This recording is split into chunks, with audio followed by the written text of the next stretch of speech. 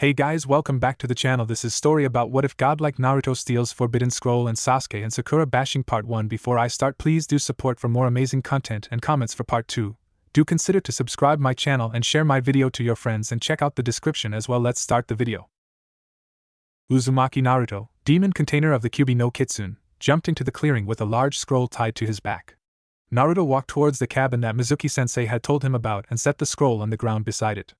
He took this moment to catch his breath and reflect on the events of the day so far. Today had been the final examination and graduation at the Ninja Academy. And despite Naruto's class standing as the dead last, he took this test deadly seriously. He studied long and hard on all of the subjects in the class and practiced all the ninja techniques dubiously. In fact, the only part of the exam he was nervous about was the Bunshin no Jutsu. No matter how long he practiced or how hard he focused, he couldn't even produce a single healthy Bunshin. But he wasn't too worried about that. After all, as long as he did well on the written, taijutsu, weapons, and endurance tests, he could afford to miss the Bunshin. Contrary to the belief of everyone in his class, teachers included, Naruto wasn't quite as dim-witted as he let on. Of course, he was no genius, far from it. But he was rather intelligent. He had learned long ago that he was safer playing the village idiot than showing what he was truly capable of. Naruto remembers the day he learned this hard lesson very well. Flashback. It had been 2 weeks since an 8-year-old Naruto had started his tenure at the Ninja Academy. Today was the first day the class had been introduced to shuriken and kunai practice. Most students could barely reach the target with their weapons, much less reach the target. But Naruto surprised everyone when he hit over half of his targets, beaten only by Uchiha Sasuke. Naruto was ecstatic, so when the academy let out he rushed to Ichiraku ramen to brag to the owner and his daughter.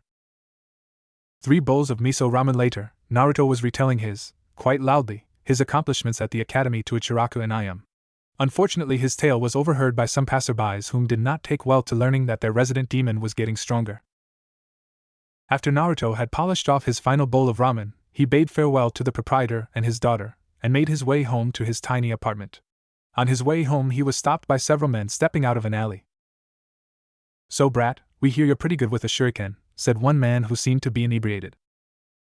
"Ha, what has this village come to that the Hokage would let him become a ninja? The old man must be getting senile," said another. "No kidding. If he becomes a ninja, what's to stop him from sneaking into our homes and cutting our throats?" "What, I'd never do that," said a slightly panicked Naruto. "Don't lie to us, demon, you might have fooled that decrepit old man, but you can't fool us." Naruto didn't like where this was going, so he turned to bolt in the other direction, only to run into another man. Sorry sir," said a now very worried Naruto. "Did you see that? The demon brat just attacked me." One of the men grabbed Naruto by the arm and threw him into the side of a building. He then proceeded to bury a fist into the boy's stomach. Naruto collapsed as he gasped for air. "Did you think we would really let you get stronger, demon?" spat one of the villagers. The villagers began to kick the boy while he was down, and some began to throw rocks. Fortunately, this spectacle drew the attention of several ANB that arrived to break up the crowd. Naruto clambered to his feet and stumbled home. End flashback. It wasn't the first beating he'd gotten, but like his other beatings, Naruto learned something from it. Like when he was 5, he learned that he was not welcome at the Kyuubi festival, and actually sought out by some of the bolder villagers on his birthday. He'd also learned that almost no one would take his word over anyone else's. But from this beating he learned one important thing. Not only did the village hate him, but they feared him. So from that day he fashioned himself a new mask to go along with cheerful one to hide his pain. He created a mask of stupidity. After all, what do people fear more, a stupid monster or a clever one? But Naruto would drop that part of his mask for one day if it meant passing the exam and the academy. And he might have been able to pass too if it weren't for the interference of a certain disreputable teacher. Mizuki had been plotting to use the Kyuubi brat in his plans for a while now, but he needed to make sure the boy failed the test. He was certain he would fail anyways, but it never hurts to be thorough. So when the written tests were handed out to the students, Mizuki placed a clever genjutsu on Naruto's paper, changing the questions and their order. The corrupt teacher couldn't do anything during the weapons or endurance portions without drawing attention to himself, but he was Naruto's sparring partner during the taijutsu portion. Mizuki attempted to beat Naruto by just enough to make the boy look bad, but not draw any suspicious gazes. But the demon brat was better than he expected. He still won, but not by enough to affect Naruto's scores too drastically. It all came down to the ninjutsu portion, which Mizuki didn't even have to rig. Afterwards, Mizuki approached a dejected Naruto sitting on a swing in front of the academy, too depressed to even notice him approach. He expertly convinced Naruto that there was another, secret way of becoming a genin. All he had to do was steal a certain scroll and learn one technique from within it. Naruto immediately agreed to the special test, and later that night he broke into the Hokage tower, utilizing all of the stealth skills he had gained from the countless pranks he pulled on the village. He ran into a little snag in the form of the Sandaime Hokage himself. But with a quick Oroike no Jutsu, Sarutobi was unconscious from a fierce nosebleed. So now we find Uzumaki Naruto in the middle of a clearing, breaking the seal of the Forbidden Scroll, unaware of just how much his life would change from this moment forward. Alright, let's see what we have here, thought Naruto to himself. Okay, first on the list, Kage Bunshin no Jutsu. Naruto audibly groaned at this. Bunshin, that's my worst jutsu, ah man, he said with his head in his hands. Oh well, if I master this, Iruka-sensei will have to pass me, Databayo. But first, let's see what else is in here. Naruto proceeded to unroll the scroll. Shuriken Kage Bunshin and Kanai Kage Bunshin no Jutsu. Looks like they're variations of Kage Bunshin. I should write these down for later. Naruto then reached into his backpack and pulled out a black scroll and marker, and copied the instructions for the jutsus. Okay, I think that should do it. Now what else is in here? Unraveling the scroll further, Naruto looked at the next jutsu. Rasengan. A-class ninjutsu. The prize jutsu of the Yondaime Hokage, the Rasengan is the ultimate example of form manipulation, focusing pure chakra into a spiraling ball in the user's palm. The jutsu is extremely powerful and extremely dangerous, and when used in conjunction with the Hirishin no Jutsu, the Yondaime was almost unstoppable. This technique is extremely difficult to master, requiring extreme chakra control. At least tree walking and water walking exercises must be mastered, and large chakra reserves. The Rasengan can be learned in 3 stages. Naruto was quite literally shaking with anticipation. A jutsu created by the Yondaime, Naruto sprang to his feet shouting, "YTA!" Coming back to earth, he eagerly sat down before the scroll again. I definitely have to learn the Rasengan, but it looks like it's really hard to learn. There's no way I can master it tonight, Naruto thought, slightly disappointed. Oh well, a grin making its way back to his face. I'll just learn it later, he thought, quickly writing down the directions for the jutsu in his spare scroll. After finishing his impromptu homework, he placed the scroll back in his backpack, satisfied with the jutsus copied. Naruto rolled the scroll back up so that only the directions for Kage Bunshin no Jutsu were showing. His expression turned to that of extreme determination. Okay, let's get started. Yumino Iruka was racing through the forest, desperately trying to find his wayward student before any other hunting parties got to him. He had been beating himself up all day for failing Naruto, and had become worried when he couldn't find his favorite student after the academy let out. He still couldn't understand why Naruto would resolve to steal the Forbidden Scroll, or how he knew about it to begin with. Iruka racked his brain, trying to think of all the places Naruto could have gone. He then remembered a small clearing where he would sometimes find his honorary little brother training. With all of the speed he could muster, Iruka took off towards the clearing, unaware he was being followed by a silver-haired chunin. Naruto was doubled over, panting heavily. Damn, that took a lot out of me, huh? But think I finally got it. He leaned back and sat on the forest floor, regaining his breath. As his breathing became lighter, he caught the sound of someone approaching and looked up to see Iruka-sensei jump into the clearing. "I've found you," yelled a thoroughly pissed Iruka, staring hard at Naruto. "Hee, you found me, sensei," said a sheepish Naruto while rubbing the back of his head, "but I only had enough time to learn one jutsu from the scroll. But that still means I pass, right, Iruka-sensei?" Iruka was now confused. "What are you talking about, Naruto?" Iruka now took in his student's appearance. Naruto was banged up, his clothes worn and ripped, and he was still panting slightly. "Wow, he's really been training hard." "Naruto, who told you that?" "Huh, Mizuki-sensei, of course," said Naruto, confused as to why Iruka-sensei didn't seem to know about the test. Iruka's eyes widened as his ears picked up the sound of objects flying through the air. Reacting immediately, Iruka shoved Naruto out of the way as he was hit with several shuriken and kunai, pinning him to the side of the cabin. Naruto whirled around to see where the weapons had come from. He saw Mizuki standing on a branch nearby. "Why, thank you, Iruka, for leading me right to him," said Mizuki with a sneer. He turned his attention to Naruto. "Now, Naruto, give me the scroll." "And Mizuki-sensei? What's going on?" asked a thoroughly confused and worried Naruto. "No, Naruto, don't do it. Mizuki only used you to steal the scroll, he lied to you. You must protect that scroll with your life," Iruka shouted. "How this entire village has been lying to him his entire life, and you accuse me of lying. Tell me, Naruto, do you know why this village hates you?" asked Mizuki with a sadistic grin. "No, Mizuki, you can't. It's forbidden, Iruka shouted, panic evident in his voice. Of course you don't. There was a law that forbade anyone from telling you the truth. What law? What wasn't I told? Asked Naruto, with much trepidation in his voice. The secret that the Yondaime never killed the Kyuubi, that he actually sealed it away into the body of a baby. That you, Naruto, are the Kyuubi no Kitsune. The same demon that killed Iruka's parents. Naruto's body froze as he stared at his Chunin sensei. Inside he was desperately trying to come up with a denial, some proof that proved otherwise. But deep down he knew it to be true. The villagers' cold stares, the hatred, the beatings, the coinciding dates of his birth and the Kyuubi's defeat. The insults like demon child or Kyuubi brat. It all finally made sense. That's why they hated me, that's why I never had anyone growing up, why I'll never have anyone. A tear started to make its way down his cheek. I never even had a chance to be happy, did I? I was cursed the day I was born. Naruto was still dazed when he vaguely heard Mizuki shout something about finally slaying the demon. He looked up to see his former sensei unleash a giant shuriken right towards him, but he still didn't move. It wasn't out of fear, at least not mostly. But for the first time, Uzumaki Naruto lacked the will to go on. It seems that your life really does flash before your eyes when you're about to die, which only furthered Naruto's depression.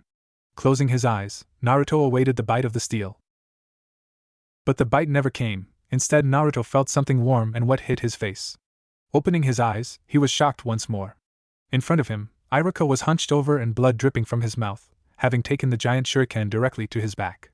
He gave Naruto a sad smile. I never hated you, Naruto. I understand how painful it is to grow up without anyone that cares about you, being all alone. Tears began to fall down his face. When my parents died, I had no one to acknowledge me. I wanted attention, any attention at all, so I became the class clown just so people would notice me. You see, Naruto, we're a lot alike. Iruka lowered his gaze as his tears fell to the ground. I'm sorry, Naruto. If I had been a better teacher and friend, you wouldn't have had to feel that pain. Naruto was stunned. There were so many thoughts running through his head. He has lied to his entire life. The true reason he was hated was just revealed to him. Was he a demon? Was he even human? It was just too much to take all at once. So he did the only thing he could think of. He ran. Iruka could only watch as Naruto disappeared into the forest. Naruto. You see, Iruka, did you see the look in his eyes? He's going to use the scroll to get revenge on the village for what it has done to him. He's just like me. You're wrong, Iruka said coldly, wrenching the shuriken out of his back and launching it back at Mizuki. Mizuki simply dodged the weapon. Now, Iruka, don't be impatient. I'll come back to deal with you once I've finished off the Kyuubi brat. And with that he sped off in search of Naruto. Damn you, Iruka cursed, moving as fast as his body would allow to intercept the traitor. It was some time later that the two former friends were once again face to face in the forest. Both had made use of a henge in an attempt to fool the other. Iruka had gained a slight advantage and managed to hit Mizuki with a shoulder to his chest. Unfortunately, due to his injuries, he was unable to maintain this advantage for long. This is why we find him slouched, injured and exhausted against a tree staring down a still relatively fresh Mizuki. Tell me, Iruka, why do you care for that thing? He's just going to use the scroll to gain power and destroy the village. That's what demons do. Unknown to both parties, Naruto was currently hiding behind a nearby tree, so was privy to their conversation. You're right, Mizuki, that is what a demon would do. Naruto could feel his heart break. So Iruka-sensei is just like the rest of the village. He stood to leave once more, but stopped in his tracks when Iruka continued. But Naruto is no demon. He is my student. He may not be the hardest worker, and he may be a bit of a screw-up. But he is a proud Konoha shinobi. He is Uzumaki Naruto. Naruto now had tears streaming down his face after hearing his teacher's words. Mizuki just sneered at the injured teacher. Whatever, Iruka. I was going to leave you alive for later, but you've annoyed me enough to move up your execution. He took the remaining shuriken from the strap on his back and began to spin it rapidly. So just die, he shouted as he rushed towards Iruka, murder in his eyes. Iruka could only sit and watch as his impending doom ran towards him. He knew he was no match for Mizuki in his current condition. His body refused to move. A sad smile spread across his face as he thought, at least Naruto got away. Mizuki was only a few meters away from his victim when something neither man expected happened. An orange blur raced intercepted Mizuki, crashing a knee to the Chunin's face. Mizuki was thrown back and hit the ground hard, but he quickly righted himself to see his attacker. There, standing with his face downcast, was Uzumaki Naruto, the forbidden scroll laid on the ground beside him. The Chunin attention was drawn from the scroll by Naruto's voice. If you touch Iruka-sensei, he started, bringing his eyes up to meet Mizuki's gaze, I'll kill you. Mizuki was slightly unnerved by the look in the dead last's eyes. They held no playfulness or mischief, nor any sadness or depression. They instead held a determination and anger that Mizuki had never seen within the blue eyes before. He quickly shook that feeling off as he retorted. Ha ha, I'm a Chunin, you runt, I can kill you with a single blow. Much to Mizuki's surprise and consternation, Naruto didn't even flinch. He merely brought his hands together in a single seal. Go for it. Anything you throw at me, I'll return 1,000-fold. Gathering a massive amount of chakra that shocked and amazed the present ninja, Naruto shouted a single jutsu. Tajukage Bunshin no Jutsu. There was a massive release of smoke as the jutsu took effect. When it cleared, the two Chunin in the clearing were further stunned, though one had a look of pride while the other held one of fear. The clearing was now filled with hundreds of Naruto clones, filling the trees and forest floor with a sickening orange. Mizuki couldn't move out of sheer shock. What's wrong, Mizuki team? I thought you would kill me with one shot, said the clones. Fine, if you're not coming, then I'll make the first move. The forest was soon filled with the pitiful sounds of the massive beating that took place. After a few minutes, the sounds of fists hitting flesh, bones cracking, and womanly screams ended. Mizuki was left unconscious and broken in the middle of the clearing. A slightly winded Naruto walked away from the traitor to Iruka. I guess I kind of overdid it, Iruka-sensei, said a sheepish Naruto, rubbing the back of his head. Naruto, close your eyes for a second, said Iruka. Naruto, although confused by the strange request, obliged. He felt his sensei remove the goggles on his forehead and replace them with something else. Okay, Naruto, you can open your eyes now. Opening his eyes, Naruto saw his sensei smiling at him, but something was missing. His forehead was bare. Raising his hand to his own forehead, Naruto felt the cool metal with an indentation in the center. With widened eyes, Naruto looked back up to his sensei, as if asking for confirmation.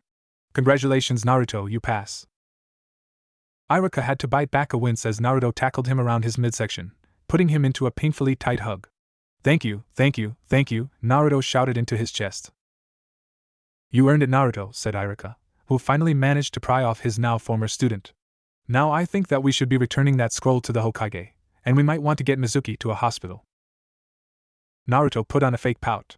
Oh, I understand about the scroll, but do we have to drag that team to a hospital? He said, shooting a nasty look at Mizuki. Iruka just laughed as he and his honorary little brother slowly made their way back to the village. At that same moment in the Hokage tower, the Sandaime felt a smile pull at his old face. Kotetsu. Immediately a Chunin appeared in his office. Hokage-sama? The young man asked. Alert the others that the search for Uzumaki Naruto is called off. He and the Forbidden Scroll are secure and on their way here. And send for a medic team and have them wait outside the tower. Hi, Hokage-sama, was all Kotetsu said as he left to fulfill his orders. Sarutobi sighed as he looked up to the portraits that lined the wall across from his desk. In particular, he focused on the portrait of a blond man with blue eyes. Minato, it should be you in awaiting your son's arrival, not me. He now shifted his gaze to the village outside his window. I wonder, would you have still done it if you could see what Naruto has had to go through because of it? I just wish I could have done so much more for him. But I've already failed him so many times. Tears began to form in his eyes, but he quickly dried them when he heard a ruckus outside his office. Minato, despite it all, I'm sure you would be very proud of your son. With that last thought, he waited for a certain genin to enter his office. I don't care if I don't have an appointment, I'm going in there anyways, Naruto shouted at the overly rude secretary outside the Hokage's office.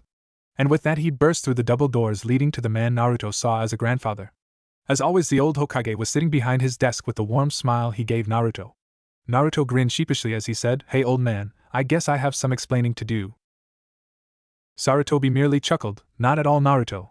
I've already been informed of Mizuki's role in tonight's events. His old face grew solemn as he changed the subject. Naruto, I wish to speak to you about what Mizuki revealed to you tonight. Naruto's grin also vanished with the change of subject matter. Why didn't you tell me? Sarutobi could see the hurt and betrayal in his eyes. I'm sorry, Naruto, but at the time I thought it was for the best. I created a law that made even the mention of the Kyuubi being sealed inside of you illegal. My hopes were that you would at least have a somewhat normal life. The old Hokage pulled out his pipe and lit it with a low-level katan jutsu. Unfortunately, the law didn't stop them from hating you and passing on that hatred to their children. But I'm not the Kyuubi, am I? Asked a worried Naruto. No, Sarutobi said firmly. The Yondaime wanted you to be seen as the hero of this village. Without you, the Yondaime would have never been able to defeat the Kyuubi. Unfortunately, the people of this village still have a lot of built-up hatred for the Kyuubi, and they see hurting you and hurting the demon as the same thing. But why me? Why did he choose me to seal away the Kyuubi? There were other children that night. So why choose an orphan with no one to care for him or keep him safe? Asked Naruto with downcast eyes. I don't think we will ever know why he chose you, Naruto. Sarutobi winced at the blatant lie that left his lips, but it was not yet safe for Naruto to know the truth. But I believed he saw something special in you that made him believe you could bear a burden no one else could. Naruto mulled this information around for a minute. It didn't make a whole lot of sense to him. What could the Yondaime see in a baby that would make Naruto a proper vessel for the Kyuubi? But if the Sandaime didn't know, then there was no point in pressing the matter. With a nod, Naruto told Sarutobi to continue. Sarutobi was relieved Naruto decided not to pursue the matter. A smile made its way back to his face. Now, about the scroll you took. I understand you were able to learn a jutsu from it. Naruto's gloomy mood evaporated immediately. Sure did, old man, check this out, he said, placing his hands in a cross seal. Kage Bunshin no Jutsu. In a puff a second, Naruto appeared in the office, wearing the same fox-like grin as the original. That's quite impressive, Naruto. You learned a Jonin-level technique in the span of a few hours. Most Chunin don't have the chakra reserves for that jutsu. Now before I let you go, I have to ask you if you learn any other jutsu from the scroll, the Sandaime asked sternly, eyes boring into Naruto's. Naruto didn't even blink. He had anticipated this question and had already decided on his answer. Nah, I only had enough time to learn Kage Bunshin and I was too exhausted to even think of practicing any other jutsus. It wasn't exactly a lie. After all, he had only learned the Kage Bunshin in the hours he had the scroll. He had just failed to mention that he had copied down a few other jutsus along with it. The Hokage studied the young genin for a moment until he finally seemed to accept the answer. Good, there are many jutsus in here that are a danger to not only yourself but others as well, and it's best if they remain hidden. And with that, the Sandaime picked up the scroll and personally put back in its safe along with a few additional security seals, just in case. Now I think I've held you up enough, you should go home and get some rest. You'll need to stop by tomorrow or the day after to fill out your identification papers for being a ninja. And with that he sent Naruto on his way. As he left the tower, Naruto ran into a slightly worried and heavily bandaged Iruka waiting outside. Naruto, how did it go? Are you in any trouble? Naruto just laughed at his sensei's antics. Nah, the old man just wanted to ask some questions, then he let me off the hook. Iruka breathed out a sigh of relief. That's good to hear, Naruto. Now how about I treat you to some ramen for becoming a genin? We should be able to get a few bowls before Ikaraku's closes down for the night. Never one to pass up free ramen, Naruto agreed instantly. On their way to their favorite ramen stand, Naruto remembered something he had been meaning to ask his sensei. Hey Iruka-sensei, do you know any good chakra control exercises? Iruka actually stopped walking out of surprise at the question. Well, yes, but why the sudden interest? Naruto sweated slightly, trying to think of a suitable excuse. He couldn't tell him that he needed more control to master one of the Yondaime's most powerful jutsus. Well, when I was practicing the Kage Bunshin I noticed that a lot of my chakra seems to get wasted, so I figured with better control I could make more without tiring myself out. Naruto mentally patted himself on the back for actually coming up with a plausible excuse. Iruka seemed to think it was a decent excuse as well. Okay, Naruto. Well, there's the tree walking exercise. At Naruto's confused expression, he decided to elaborate. You focus chakra into the soles of your feet to stick to surfaces. Since gather chakra to the bottoms of your feet is supposedly the hardest place to gather it, it is an excellent exercise to increase not only control but reserves as well. Naruto still had a slightly incredulous look on his face. Tell you what, you come by the academy tomorrow and I'll give you a quick demonstration. Naruto grinned at this. Thanks, Iruka-sensei. While eating ramen, the two talked about a little bit of everything. They eventually started to talk about the possible teams. Due to his standing as the dead last, Naruto was most likely going to end up the Rookie of the Year's team. Naruto definitely did not like the idea of ending up on the same team as the Uchiha. But there was little he could do about it now but just hope that one of them made Chunin soon. As soon as the Karakas closed, Iruka bade Naruto good night and went home. Naruto, on the other hand, had some thinking to do. So he began to make his way to a place where he often goes to get away from it all. He walked up the path that would take him to the top of the Hokage monument. After reaching the top, he walked towards the head of the man who currently had Naruto puzzled. Soon he was standing on the visage of the Yondaime Hokage. Naruto sat himself down cross-legged, leaned back on his arms and looked up at the night sky. As he sat there, he began to think of the Yandame's actions on that night, all those years ago. The night Kyuubi attacked. He had done something that few could ever dream of doing. He defeated a demon. It may have been at the cost of his own life and Naruto's chance at a happy one, but he had defeated the most powerful Bijou on the planet. Naruto realized that that was the life of a Hokage. They had to be willing to give anything, even their own lives, to protect the village. To protect what was most precious to them, they were willing to give it all. Naruto then began to reflect on his own reasons for being Hokage. He didn't want the job to protect the village. He wanted it because of the respect and recognition that came with the position. Naruto frowned at this thought. Was he really that selfish, to put his own wants in front of the safety of the village? He recalled the events of that night. Iruka-sensei had put his life on the line to protect him. Naruto realized that that act alone made Iruka more deserving of the title of Hokage than he did. Thinking long and hard, Naruto had to ask himself some important questions. What would he give his life for? What was so precious to him that he would sooner die than see it hurt or destroyed? He began to think of the people in his life that had showed him kindness. Iruka-sensei had acknowledged him as a ninja and human being. Old Man Hokage had always lent him an ear whenever he had a problem. The old ramen cook and his daughter had always showed him kindness when no one else would. And finally, the mystery person who left him those notes.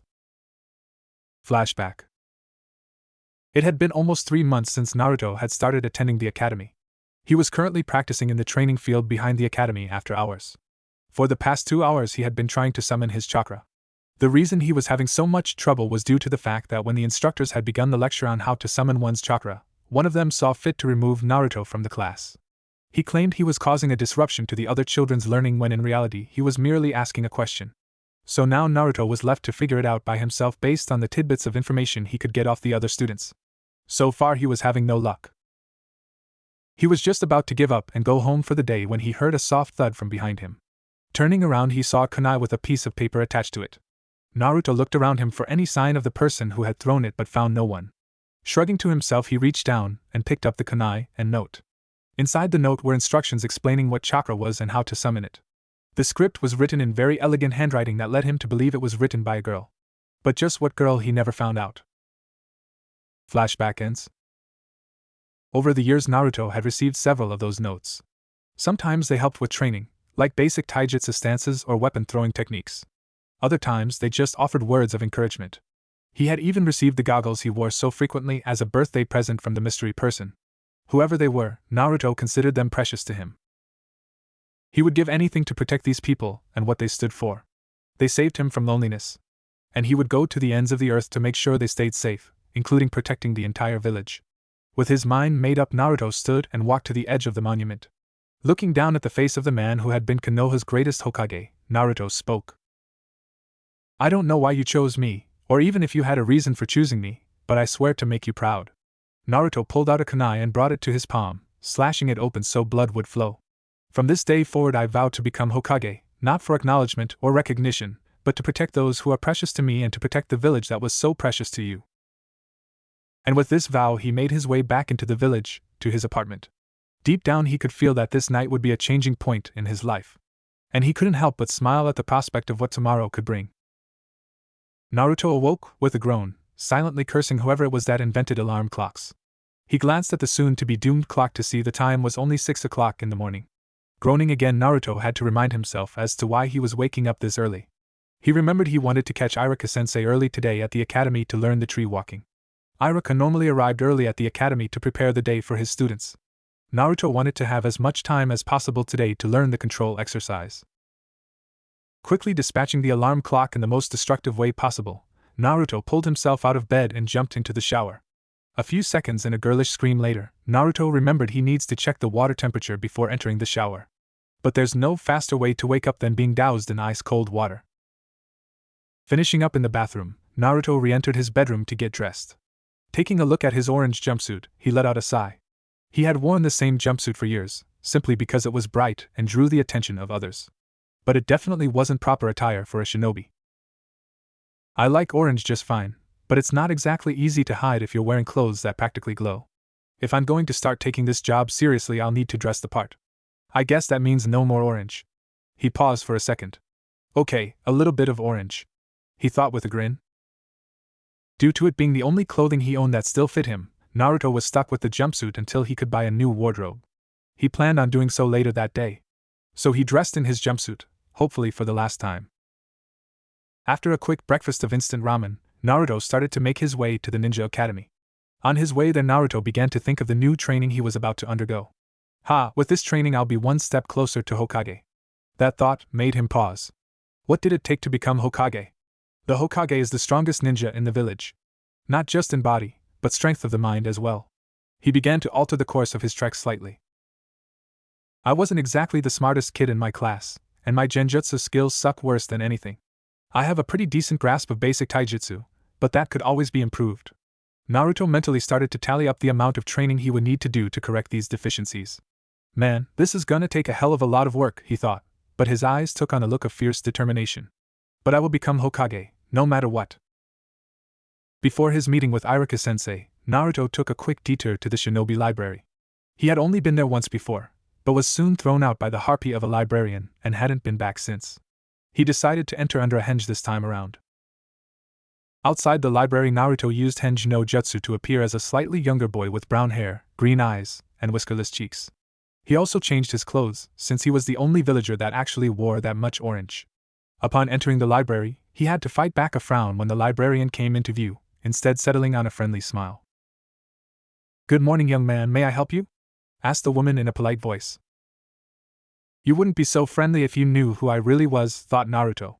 "Yes, ma'am, I'm attending the academy and I'd like to get in some extra studying." "Of course, young sir, the library is always open to shinobi in training. You should find all you need through the doors behind me." Naruto actually had to hold off a bitter laugh. Where was this helpful attitude the last time I was here? But his polite smile held, and he thanked the woman for her help. Passing through the double doors, Naruto stood in awe at the amount of books and scrolls the library possessed. There was no one here this early in the morning, so Naruto was free to look around without being disturbed. Shelves that reached the ceiling were set up throughout the library, making it look more like a maze to Naruto than anything. Desks were placed in different parts of the library for study. Naruto looked closely at some of the shelves and noticed that they were separated by subject. That would make looking for information that much easier for him. Naruto saw sections for history, politics, prominent clans of Konoha, strategy and theory scrolls. There were also sections for basic Fuinjutsu, Kenjutsu. He then came across sections for Tai, Nin, and Genjutsus. Naruto noticed that none of the jutsus there were above low Chunin level. That makes sense, after all you can make powerful jutsu accessible to anyone, Naruto thought to himself. After somewhat familiarizing himself with the layout of the library, Naruto had one thought on his mind. Damn! It's gonna take me years to find what I need, not including actually learning it. Naruto audibly groaned. Well, I don't have time to go looking for some books right now. As he turned to leave, Naruto had a sudden idea. Placing his fingers into a now familiar seal, Naruto softly called out, "Kage Bunshin no Jutsu." Suddenly he was surrounded by a dozen or so clones, all with the henge of the brown-haired boy. "Okay, here are your orders, clones. I want most of you to search the library and find books and scrolls that would be helpful to my training and write them down in this scroll," said the original, pulling a blank scroll from his backpack. "You too," he said, signaling to the two clones nearest to him. "I want you to keep an eye on the door, and if the librarian or anyone else comes in, I want you to dispel yourselves before you're spotted. You got all that?" Aye, boss," chorused the clones. "Alright, I'll be back later today to check on your progress." And with that, Naruto left the library through an open window, so the librarian wouldn't become suspicious hearing anyone in the library if he left. Shortly after resuming his trek to the academy, Naruto arrived at his destination. He found Iruka-sensei in his classroom looking over a list of candidates for a new Chunin instructor now that Mizuki's betrayal left a spot open. He immediately looked up when Naruto entered the class, and a grin split across his face. "Naruto, I didn't expect you so soon. I'm guessing you want to get started on the training, nay?" asked Iruka in a slightly hopeful voice. He really didn't want to go over paperwork this early in the morning, and he could use the distraction. "Sure, Iruka-sensei, if you don't mind, I'd like to get started as soon as possible." "No problem, Naruto. Let's go out back," said Iruka as he stood from his desk. A few moments later found Iruka and Naruto standing in front of a good-sized tree. "All right, Naruto, the trick to this exercise is to emit a constant flow of chakra from the soles of your feet." Putting his hands in a ram's seal, Iruka began to walk up the side of the tree as if it were the most natural thing in the world. "Wow! Iruka-sensei, that is so cool," said a now very excited Naruto. Iruka grinned at his favorite student's antics. "Now you have to also emit a specific amount of chakra. If you don't use enough, you won't stick to the tree. If you use too much, you'll actually repel yourself from the tree. So you need to focus on using a constant amount of chakra. Iruka pulled out a kunai and threw it at Naruto's feet. Use that kunai to keep track of your progress by making slashes in the tree. Looking at his watch, Iruka knew that it was time to get back to work. Sorry, Naruto, I wish I could help more, but I need to get back to work. Naruto just smiled at his teacher. No problem, Iruka-sensei, you've been more than helpful. He then flashed a cocky grin. I'm sure I'll have this mastered by the time you're done with work. Don't be so sure, Naruto. It normally takes a person several days to master this technique, and with your chakra levels it will be even harder for you, said Iruka, once again entering lecture mode. Oh yeah, how about a little bet then? If I master this by the end of the day, you treat me to ramen. If I don't, I'll help you file your paperwork. Naruto's confident grin never left his face. Iruka thought about it for a second. He had learned long ago that betting against Naruto was hardly ever a good idea. But if this helped him work harder and advance his training, then he wouldn't mind risking a dinner for it. Plus, if in the likely event he doesn't make it, he still had a helper with his paperwork. It was win-win. Alright, Naruto. You have until 7 p.m. to master this technique. I'll come out to check your progress at that time. With that, Iruka returned to his class, leaving Naruto to his training. Glancing back at the retreating form of his teacher, Naruto turned back to the tree before him with determination in his eyes. Focusing his chakra to his feet, Naruto ran at the tree at a dead sprint. Unfortunately, he didn't make it 2 steps up the side before gravity took effect and Naruto was painfully reintroduced to Mother Earth. Rubbing the lump on his head, Naruto got back to his feet. Okay, so this may be a little tougher than I thought. Still undeterred, Naruto took off towards the tree again. 3 hours later. Naruto was getting aggravated. He had been at this stupid exercise for hours, and he'd hardly made any progress whatsoever. He couldn't keep a constant amount of chakra in his feet. He either overdid it and blew himself off the tree, or he used too little and fell back to the ground. Naruto could only hope his clones were having better luck than he was. Konoha Library. The Naruto clones had been busy cataloging the books their creator might find useful, but it was slow going. They were sometimes interrupted by the librarian returning a book to its shelf, or someone coming in to check a book out. Fortunately, the clones were able to disguise themselves using a simple henge to change into a scroll or book, while one remained in plain sight so as not to arouse suspicion. The coast was clear at the moment, and the clones were once again searching through the library. One clone in particular was currently on a ladder searching some of the higher shelves for useful scrolls. Elemental chakra. This should be interesting, the clone thought. Turning to climb back down the ladder, the clone accidentally knocked over a thick, boring book explaining the methods in which jutsus are ranked. The thick tome happened to be on a direct course with the head of a passing Naruto clone. Heads up, the clumsy clone called out softly. He was answered by an eloquent huff followed by a soft pop as the book hit with enough force to dispel the clone. The offending clone winced and simply said, "Whoops." Academy Training Field. Naruto was about to make another attempt up the tree when he paused mid-step. A memory of the incident at the library flashed in his head. Stupid clones, if they're not careful there won't be any left when I go back to the library? How could he have possibly known what had happened all the way over at the library from here? It's like I remember everything the clone does up to the point it was dispelled. The possibilities of this new development passed through Naruto's head, but he needed to test it to make sure. Taking a shuriken from his pouch, Naruto launched the weapon randomly into the woods. He quickly created a clone. Go find where that shuriken landed, then dispel yourself. With a quick nod, the clone was off.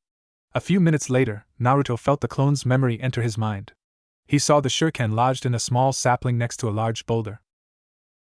Now Naruto started to get excited. If I learn whatever my clones learn, then I could gain a lot of knowledge and experience in a fraction of the time it normally would take. Creating another clone, Naruto had it henge into a young girl. I want you to run to the library and tell the clones to forget about writing down the scroll titles and try to read as much as possible. The clone nodded and took off towards the library. Now I wonder if this will help me with tree walking. Chakra control is basically about mental control and experience. Naruto formed the seal for the jutsu that was fast becoming his favorite, calling forth several dozen Narutos into existence. The clones spread out to suitable trees and began the exercise the original was recently trying. Well, even if this doesn't help my control, this many clones has got to be good for increasing my chakra stores, Naruto thought with a grin. 4 hours later. Naruto had made a little headway in the tree climbing exercise. He could now go about 10 feet without losing his footing. But he had yet to dismiss his clones. Believing that the clones had enough experience, Naruto dispelled the jutsu. At first Naruto didn't think it had worked when he didn't feel any different, but he soon felt the effects of this new training hit him full force. Information flooded his mind, and Naruto felt as if his mind was going to split open from the strain. Grasping his head in his hands, Naruto collapsed onto his knees when a wave of dizziness and nausea hit him. He laid there for a few minutes until his agonizing headache dulled to a slight throbbing.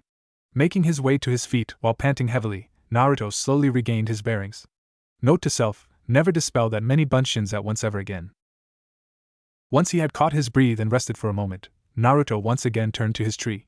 Focusing his chakra, Naruto could immediately feel the effects. His chakra was much easier to control and fluctuated much less. Instead of running, Naruto walked steadily to the tree and was amazed at the ease with which he ascended its side. He soon made it past his previous marks and was nearly at the top of the tree when he felt his control waver slightly. Spinning quickly, Naruto ran down the tree to the ground. Once he was back on a much more horizontal plane, Naruto leapt into the air with a loud whoop. In a matter of hours, his terrible chakra control had improved immensely.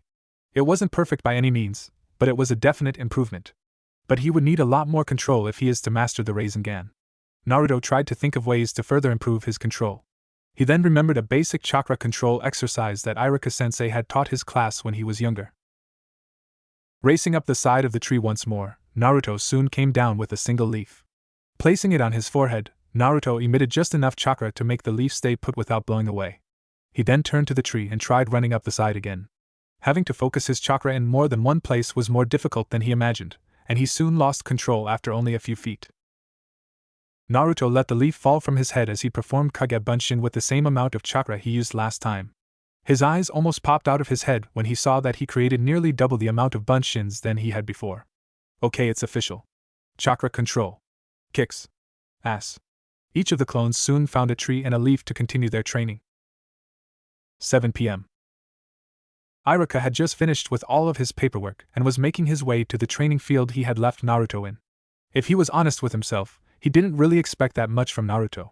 The tree walking exercise was difficult for anyone to learn who didn't already have perfect chakra control. And for Naruto, with his abysmal control, to learn it in a single day was ludicrous. But Iruka knew that Naruto wouldn't stop working until he had mastered the technique, no matter how long it took him. He was, however, looking forward to having an assistant to handle his paperwork. That thought brought a grin to Iruka's face. When he entered the training field, Iruka could immediately tell Naruto had been working almost non-stop since he had left.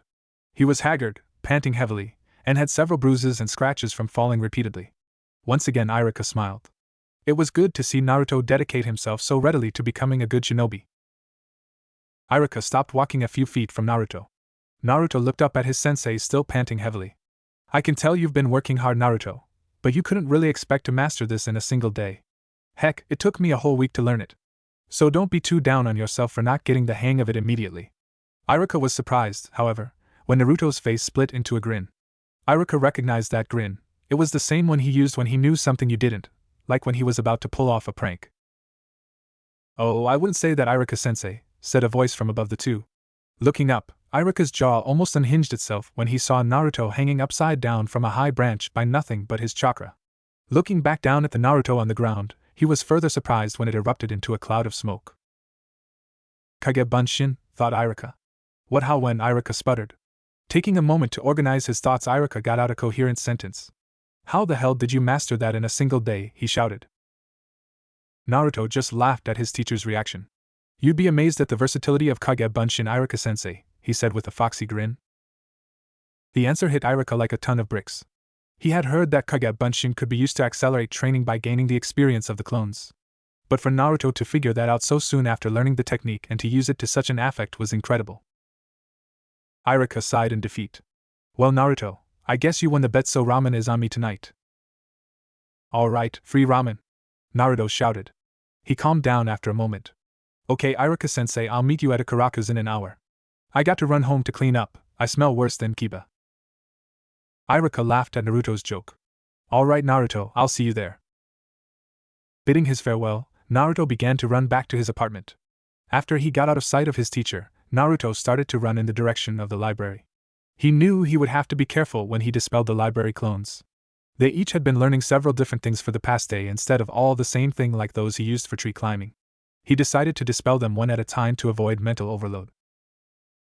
Naruto jumped through the window of the library, making sure he wasn't seen by anyone. When he first entered the library, he was confused as to why there didn't seem to be any clones around. He spotted one that still had the henge he used this morning. "Hey, where are all the others?" he whispered as to not draw attention from the other patrons. The clone just smiled one of those grins and snapped his fingers. Immediately all of the library occupants currently in the library stopped what they were doing and walked over to Naruto and his clone. Naruto was momentarily confused as to why they did this until he felt slight chakra fluctuations coming from them. "Henge no jutsu?" "Yep, boss, we figured it was too much of a hassle to keep hiding when someone came in, so we each henged into someone else and re-entered the library so we didn't have to stop working." Naruto was shocked. He was genuinely surprised that a clone could behave so independently, but figured that if they were all basically him they would also think like him. Naruto then began to slowly dispel the clones to avoid mental overload. The clones, despite their time at the library, hadn't found much between having to hide and not having a clear goal. Naruto had to remember to try this again when he had a better idea of what to look for. Fortunately, the time hadn't been wasted as the clones had been busy finding interesting and useful subjects for him to look more into later on. Naruto looked at the pile of scrolls and books the clones had found. One clone had found a few scrolls on genjutsus. Naruto realized that because genjutsus were such a subtle field of shinobi techniques and required precise control, he would probably never be very proficient with them. But it definitely wouldn't hurt to read up on them to better know how to spot and dispel a genjutsu. After all, it wouldn't do for a Hokage to be fooled by a simple genjutsu. The clone that read up on taijutsu found one very interesting book. It was called Fanning the Flames of Youth by Mato Gai. It described in detail several training methods to increase one's strength, stamina, and speed. The methods in the book seemed to be a bit on the extreme side, and that was putting it lightly. Whoever this Mato Gai was, he was either crazy or insanely strong, probably both. There were several scrolls dealing with ninjutsu. Like Naruto, the clones found this subject to be the most intriguing. There were few actual jutsus. However, most of the scrolls described the basic aspects of ninjutsu. One scroll was about elemental chakra and elemental jutsus. From what the clones had read, Naruto knew that shinobi normally have a natural affinity for a certain element. The scroll vaguely described a way to discover your affinity with the use of special chakra cards. I'll have to ask Iruka-sensei about that, or maybe Old Man Hokage when I see him tomorrow. There were also scrolls that explained hand seals and how each hand seal was used to specifically focus chakra in a certain way. Another scroll was on the theory behind creating jutsus. Naruto was greatly interested in both of these scrolls. With a better understanding of both seals and the process of creating jutsu, Naruto could create his own signature jutsus. A Hokage's got to have some of his own jutsus, right? Naruto recreated his clones and reapplied the henges they used to enter the library. Over the next half hour, the clones left the library with the collected scrolls at random intervals as to avoid suspicion. Back at his apartment, Naruto remembered he wanted to shop for clothes today. There was no way for him to find clothes now when he was supposed to meet Iruka-sensei for ramen in a few minutes. Naruto then smacked himself in the head and formed his favorite jutsu. He created 5 Kage Bunshin and had one use a henge to change to the same boy he was at the library. Handing the Bunshin a large chunk of his savings, the clone went off on his own for a little shopping spree. Naruto had his remaining clones start to read the scrolls he brought home. He then left his apartment to claim his winnings from today's bet. An hour and a half later found Naruto leaving Ikaraku's and a very depressed Iruka, who was still staring at his now empty wallet with tears in his eyes. On his way home, Naruto saw a boy with a brooding expression walking his way from across the street. Uchiha, thought Naruto with a scowl. Sasuke noticed this and merely sneered at the blonde. What are you looking at, Dobe? Shouldn't you be preparing for another year at the academy? Naruto was about to retort when he thought better of it. His forehead protector was currently in his pocket after it accidentally fell in his ramen broth while eating. Sasuke didn't realize Naruto had passed. It would be so much sweeter to see his face at the team placements when he discovered that Naruto had actually passed. So Naruto just settled for throwing a dirty look at the Uchiha. This didn't go unnoticed by a few passing fangirls.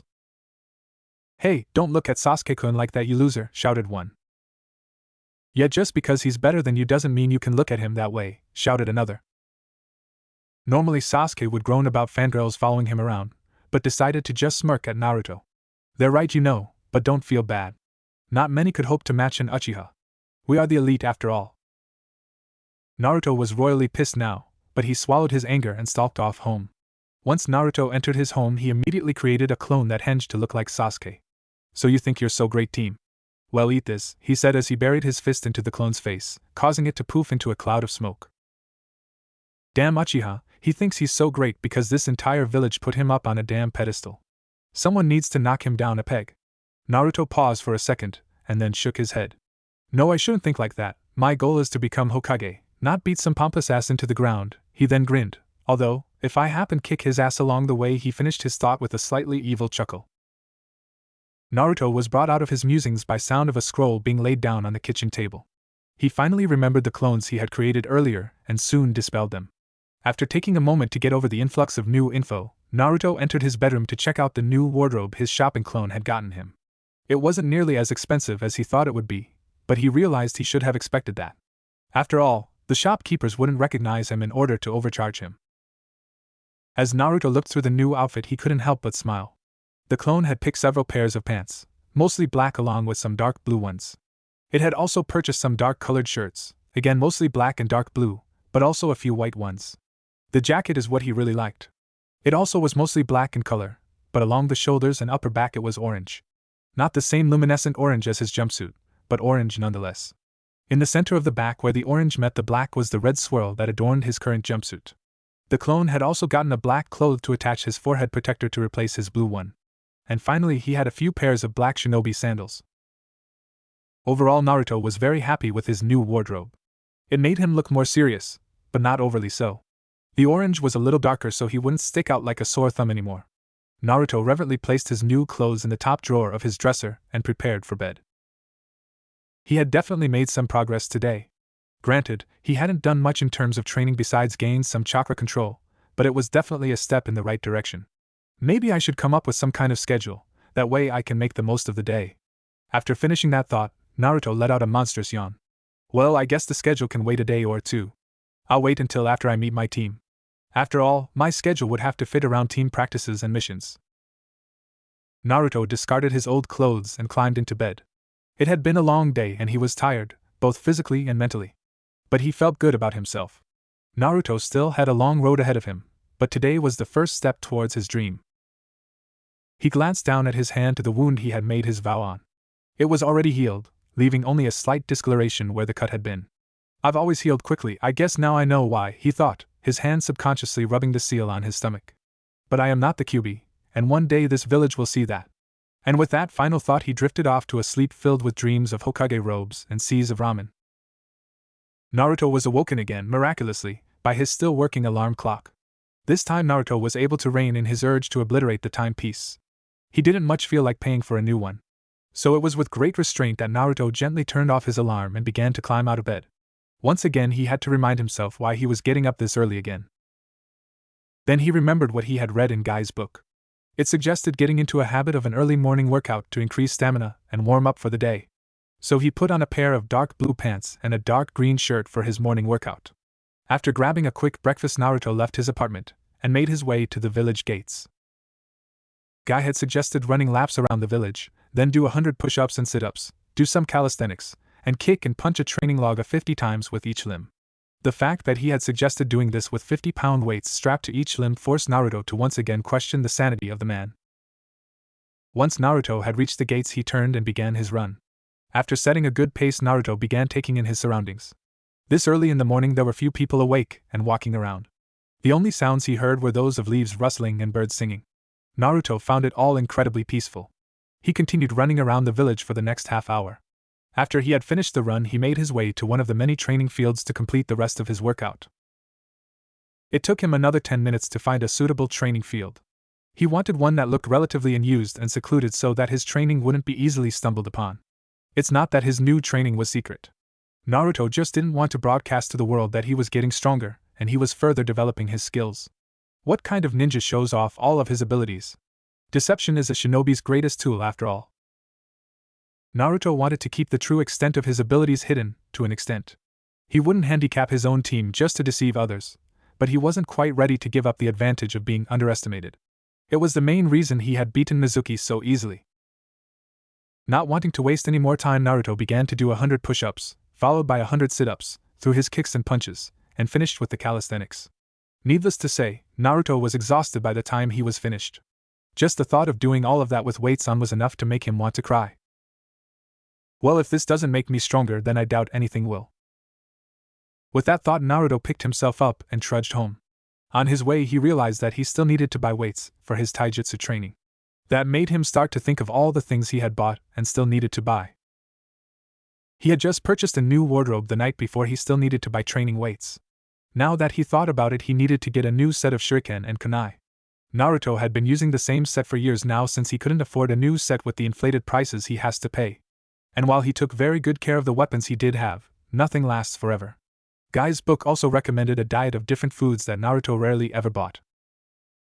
Fortunately, Naruto had saved quite a bit of money over the years. He had learned long ago that a majority of the shops and stores in the village sold him inferior products at inflated prices. And there was only so much he could afford on the Sandame's allowance. So Naruto had to become extremely frugal with his money.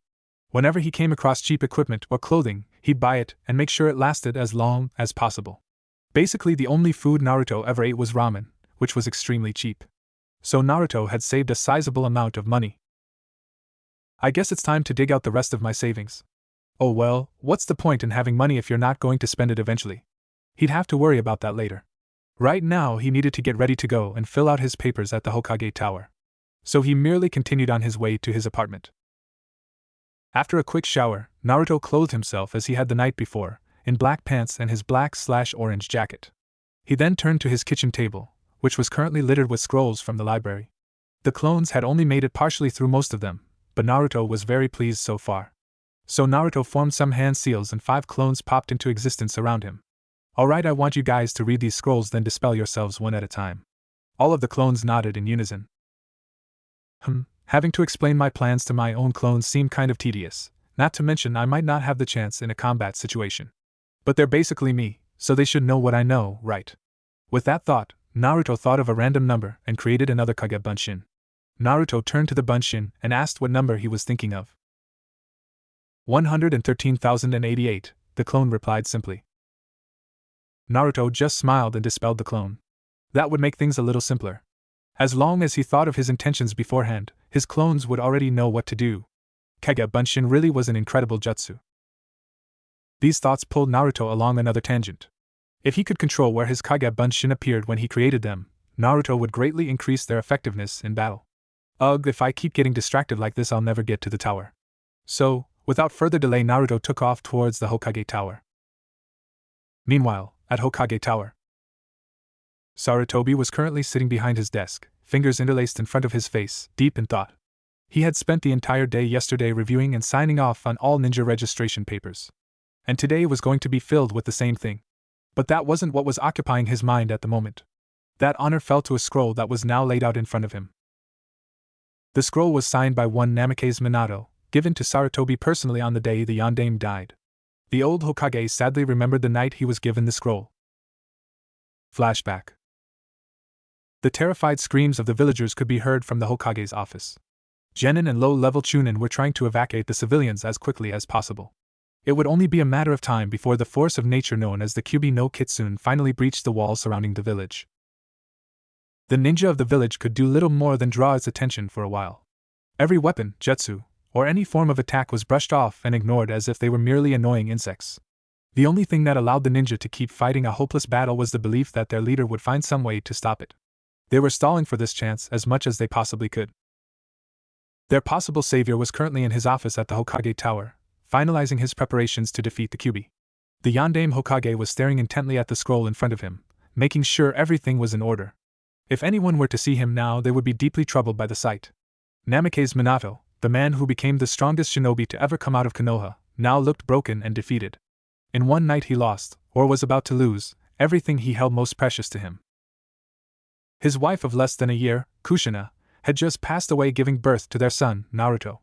And in less than an hour, he would have to place a burden no one should have to carry on his own son. He would seal the Kyubi inside of Naruto in order to save the village. Merely thinking about what he was going to put his son through made him sick to his stomach. And the worst part for him was that, after tonight, he knew that Naruto would no longer have a family to care for him. But Minato knew he could not ask another family to make a sacrifice he could not. Looking to the side of his office, he looked at the crib that now held his son. Standing from his chair, Minato walked to his sleeping son. Naruto looked so peaceful, sleeping without a sound. "I'm so sorry, Naruto, for what I'm going to do to you," he thought while tears formed in his eyes. "I just hope that you'll find it in your heart to forgive me someday." He was interrupted from his musings when 3 people entered his office, only one of whom he was happy to see. The former Sandaime Hokage Sarutobi and his 2 former teammates entered Minato's office. Hokage-sama, the Kyuubi will be upon the village at any moment, how can we stop it? Asked a slightly panicked of Mitokado Hamura. Yes, our ninja can no longer hold back the demon. If something isn't done soon the village will be destroyed, said Yudetane Koharu. A small cry allowed the 3 aged shinobi to acknowledge the crib in the room. Minato, started Sarutobi, you're not going to use that jutsu, are you? I have no choice, Sarutobi, it's the only way to stop the Kyuubi. Hamura approached the baby. Who is this child? And what jutsu are you two talking about? The yondaime sighed heavily. The child is an orphan that I discovered in the hospital. His name is Uzumaki Naruto, and he is going to save this village. The Sandaime's old teammates stared at Minato in shock. Sarutobi's eyes, however, were filled with great sadness. He, of course, knew who the baby really was, having been one of the few present at his birth.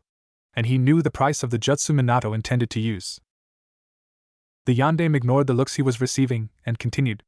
I'm going to use a variant of the Shiki Fujin in conjunction with a few other seals to trap the Kyuubi no Kitsune inside of Naruto, he said, further shocking those present. Koharu snapped out of it first.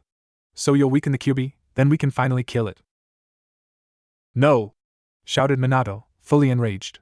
Hamura and Koharu were immediately frozen by the intense killing intent emanating from their Hokage. Minato continued in a cold tone. This child will merely be the prison, not the Kyuubi. He should be considered a hero for what he must carry. Without him the Kyuubi will destroy this village. The look in his eyes made sure there was no room to argue. Minato, please, the Sandaime started, let me perform the jutsu. The village still needs you but he was cut off. No, old man, said the yondaime affectionately. You don't know the correct seal combinations, and we don't have time to teach you. Besides, it's my responsibility as Hokage. Sarutobi wanted to argue, but knew it was useless. Whenever this man had his mind set on something, there was nothing you could do to stop him. Minato turned back to his desk and picked up a scroll. He walked back to Sarutobi and handed it to him. I don't want Naruto to know of his burden until he's ready to handle it. When that day comes I want you to give him this. The request seemed simple enough, but Sarutobi saw the look in Minato's eyes. Whatever was in the scroll, it was incredibly important to him. Of course, Minato-kun. I promise to watch over him. Thank you, Sarutobi. Thank you. Hours later. The newly reinstated Sandaime now stood before the village council, discussing the new Jinchuriki of Konoha. We should kill the demon now while it is still weak, shouted Uchiha Fugaku. There were several shouts of agreement followed. No, you fool, the seal was just applied. Killing him may very well release the Kyuubi, countered Higahayashi. Sarutobi sent a silent thank you to the man. Perhaps the boy could be useful. With the power of the Kyuubi, he could become very powerful, offered a man named Danzo. Sarutobi didn't even want the council to begin down this path of discussion. So he decided to end it before it got any further. Enough, he shouted, effectively silencing the council. This boy is a hero. I will not even hear of him being used in such a manner. The yondaime would never allow a child to be turned into a weapon. But Hokage-sama, said Danzo, what of the scroll left to the boy by the late yondaime? Sarutobi's eyes widened slightly in surprise, but then hardened into a glare as he shifted his gaze to his former teammates. Koharu shifted uncomfortably under his gaze, but Hamura remained unfazed. Now Sarutobi, don't look at us like that. It is important that we know of if the scroll contains any of the yondaime's plans concerning young Naruto. Plus it is important to know of any sensitive information that could be passed to someone who may prove to be unstable. Murmurs of agreement spread throughout the council. Sarutobi growled. This was bad. If Naruto's heritage got out he'd be in danger, not only from other villages, but from the conniving members of the council. But he couldn't do anything to stop the council from simply reading a scroll. So it was with great reluctance that he handed over the scroll for their inspection. The Sandaime was shocked by what was written in the scroll. Or rather, what wasn't written. The letter was addressed to Naruto in a very formal manner. It explained the sealing of Kyuubi and the part Naruto played in the events. The yondaime apologized for the burden he placed on Naruto and asked him to understand his decision. It was signed Namikaze Minato, Yondaime Hokage. The scroll made no mention of Naruto's true heritage and was written in a form that seemed completely wrong for a final letter from father to son. It perplexed and slightly angered Sarutobi, but he did not allow his features to show it. Why did Minato lead me to believe this scroll was so important? Then it hit him. The yondaime was a genius. He had to have known that the scroll would be reviewed by the council. The The true contents of the scroll must have been hidden. Sarutobi guessed that the true information could only be unlocked by Naruto. The council, satisfied that the scroll was safe, returned it to the Sandaime. Some of the members seemed to be disappointed by the contents of the scroll. They most likely hoped to, in some way, twist the words of the Yondaime in order to either execute Naruto or turn him into a weapon. But the scroll was carefully worded so that its intentions could not be misinterpreted. Sarutobi held in a sigh of relief when the scroll was returned to his possession. He promised Minato that the scroll would be given to Naruto when he was ready. He intended to keep that promise. Flashback ends. Now it was 12 years later, and that very same scroll was now lying on Sarutobi's desk. When Naruto had been made aware of his burden 2 days ago, Sarutobi was afraid of overloading him with too much too soon. Especially since he had no idea what the scroll really said. He just hoped that Naruto understood why he had withheld it from him for so long. And he still hadn't been sure whether or not Naruto was completely ready to know everything. He had only just been told of the Kyuubi. Sarutobi just didn't know how this would change Naruto. Would he become resentful of the village and the Sandaime for his life, or would he simply give up? Fortunately, Sarutobi's answer came in the form of a late-night report courtesy of Iruka. The event had apparently changed Naruto. Now he seemed to be more focused than ever before, even more determined. The Sandaime hoped with all his heart that this was proof of Naruto's growing maturity, and that he was ready for what he had to tell him. Sarutobi sighed. Good or bad, this will most definitely be an interesting day. Back with Naruto. Naruto was surprised by how much attention his new outfit was drawing. Several of the villagers were throwing him curious glances. It was, of course, short-lived. Once they recognized him, their eyes became cold, and they quickly went back to ignoring him. But there were an occasional few whose eyes still held a bit of interest, even after they recognized him. He didn't have time to reflect upon this as he felt one of his clones dispel itself after reading one of the shorter scrolls. It was the one on nature manipulation. Naruto was very interested in this scroll. He learned about some of the strengths and weaknesses of the elements. No one element was stronger than all others. Each was strong against a certain element, and weak to another. Wind diffuses lightning, lightning destroys earth, earth absorbs water, water quenches fire, and fire feeds on the wind. They were all balanced.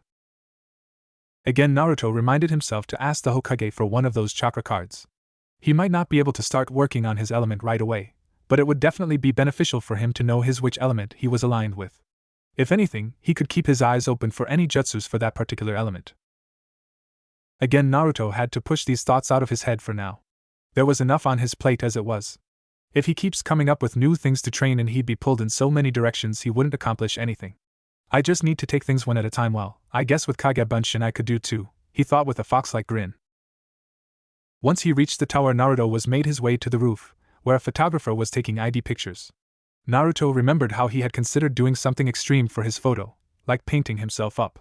But that was the old Naruto, the one who was more focused on getting attention than actually becoming a respectable ninja. So, when his turn came, he just settled for a victory pose and with a big grin on his face. Sarutobi looked at the photo before him. It wasn't the most serious pose Naruto could have taken, but it just wouldn't have been Naruto if he had. He had been pleasantly surprised by Naruto's change in attire. It was more fitting of a shinobi.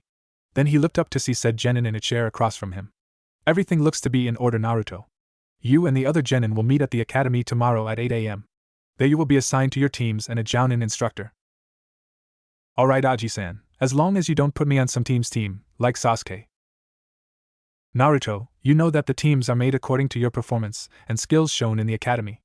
The student with the lowest scores will be placed on the same team as the one with the highest, said Sarutobi in a very sage-like manner. Naruto sighed dejectedly. Fine, but if starts in with any of that I'm superior to you just because of my name crap again, I can't be held responsible for my actions. Sarutobi chuckled lightly. Duly noted, Naruto. Now there is something else I'd like to discuss with you. He didn't get any further when the door to the room opened. I've got you now, old man, now I will be Hokage. Naruto looked over to see an 8-year-old boy wearing a long blue scarf and a helmet. He pulled out a shuriken and began to rush the Hokage. The kid didn't get very far before he tripped over his own scarf, falling flat on his face. If Naruto hadn't been so utterly confused, he would have laughed his ass off. But as it was, he could only stare blankly at the small boy. He cast a glance at the Hokage to see if he was as confused as he was.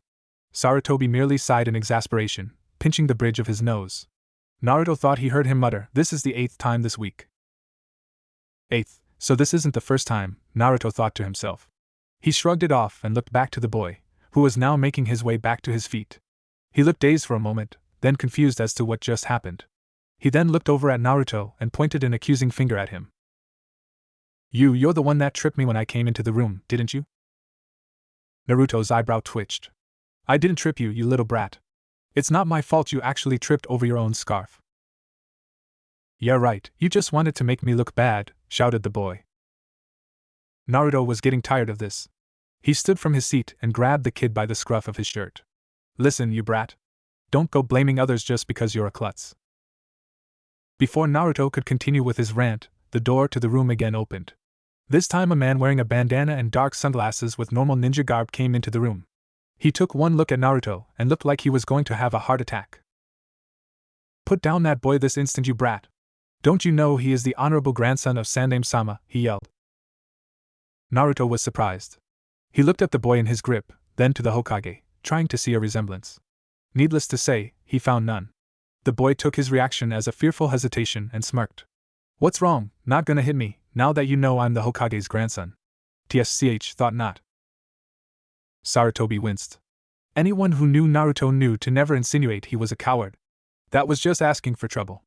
Oh well, I guess this is a lesson Konohamaru will have to learn the hard way. And learn it he did. I don't care if he was your grandmother.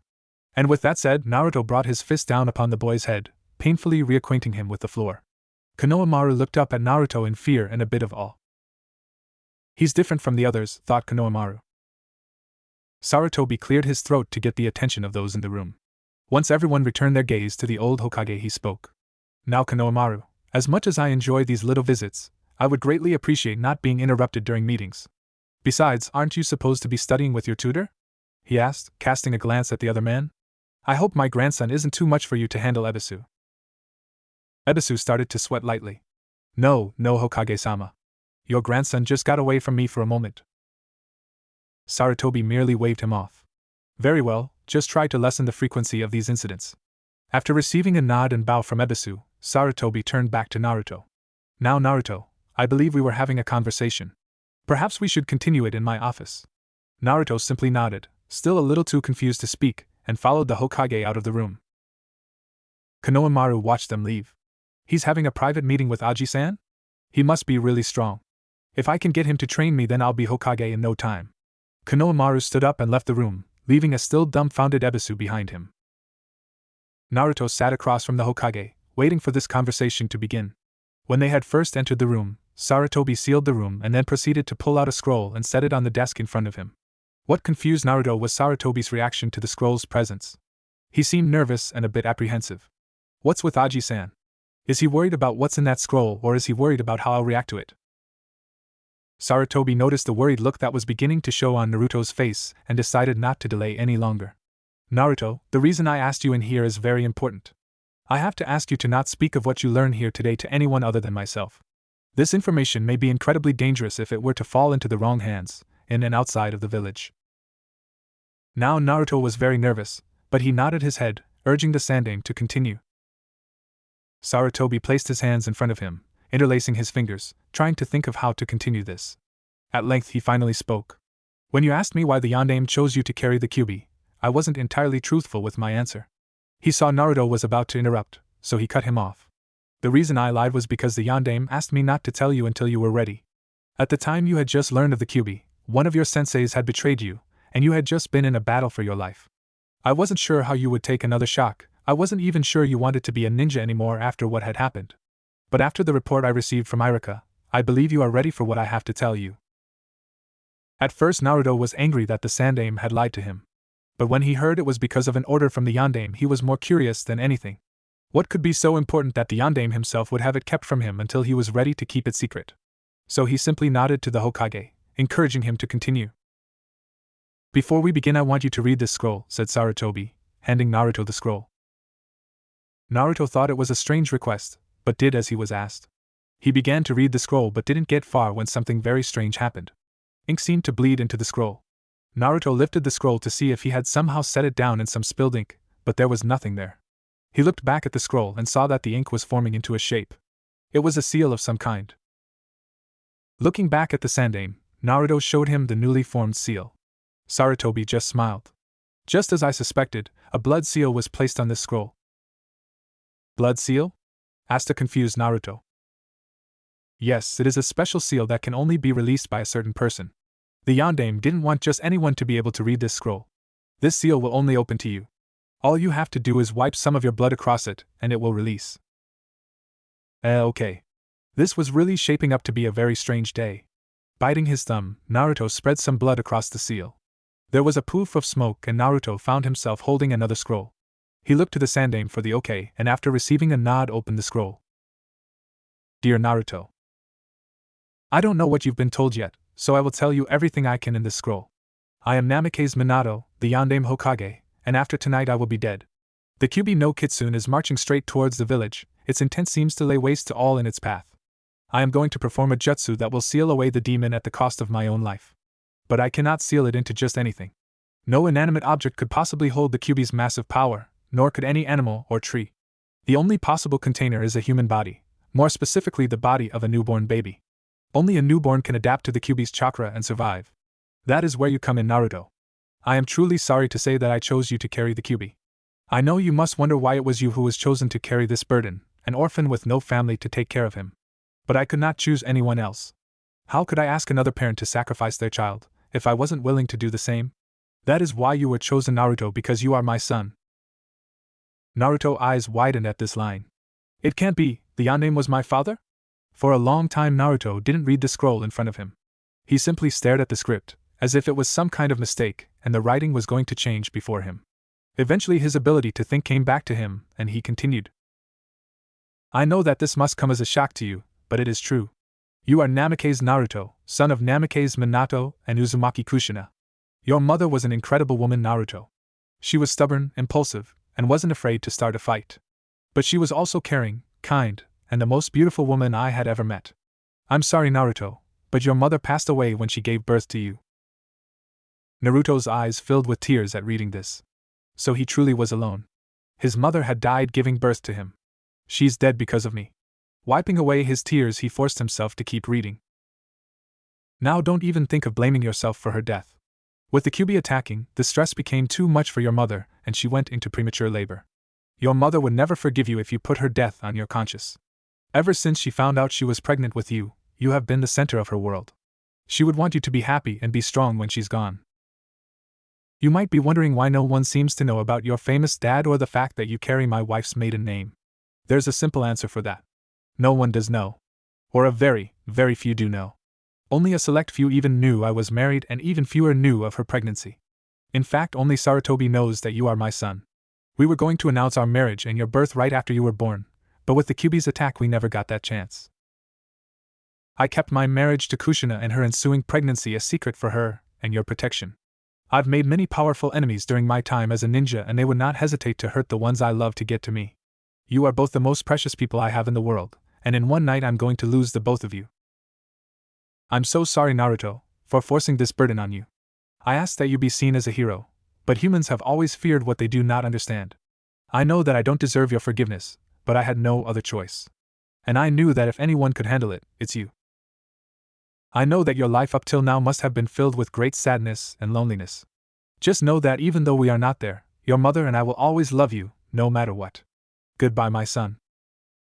With all the love I possess. Namikaze Minato. Naruto failed to stem the tears that started to flow from his eyes. He had so many emotions running through him. Sadness, confusion, anger. His own father had sealed the most powerful demon in the world in him. But these feelings were slowly being subverted as he absorbed what he had just learned. Understanding, completeness, and above all, happiness began to fill him. Ever since he was little he was always taunted. Taunted because he wasn't the best ninja, because he had no friends, but the taunts that hurt the most were those that had to do with his parents. People would say that his parents abandoned him because not even they wanted to be around him. And Naruto couldn't refute them. For all he knew his parents probably did abandon him. He had no evidence to prove otherwise. But now he did. This scroll proved irrefutably that his parents had loved him and had not abandoned him. Naruto was so caught up in his emotions that he didn't notice the Sandaime rise from his seat or the seal at the bottom of the scroll. He jumped slightly when he felt a hand on his shoulder. He looked up to see Sarutobi giving him a sad smile. Naruto returned it with his own small, teary smile. For a long moment neither of them spoke. Finally Sarutobi decided to break the silence. How are you feeling, Naruto? Naruto wiped the lingering tears from his eyes and answered. I don't know, Aji-san, this is a lot to take in. I understand, Naruto, take as long as you need. Aji-san, do you think that maybe you could tell me about them sometime? When you're not busy, of course. Sarutobi smiled warmly at Naruto. Of course, Naruto, anytime you want. Thanks, Aji-san, Naruto said, a true smile spreading across his face. Think nothing of it, Naruto, said Sarutobi as he walked back around his desk. Now, since you know of your family, it's time to discuss your inheritance. This got Naruto's attention quickly. Before you get too excited, you won't be able to access it until you're 16, or when you become a chunin, whichever comes first. Naruto deflated slightly at hearing this, but shook it off and continued to listen. Firstly, your father had saved a substantial sum of money during his career as a shinobi, which was placed in an account for you to access when the time comes. Unfortunately, your family's home was destroyed in the Kyuubi's attack, but the land still remains. There are private training grounds located on said property, which you are free to use so long as you have written permission from me to use it on your person. This way no one should be too suspicious of you if they catch you training there. But it's doubtful that you'll be disturbed. At Naruto's questioning look, Sarutobi elaborated on his estate's location. His land was located a few miles outside of the village. It wasn't a huge plot of land, but there was still plenty of room. A large clearing comprised most of the estate, the center of which was where the Yandame's house once stood, the ruins of which had been cleared away soon after its destruction.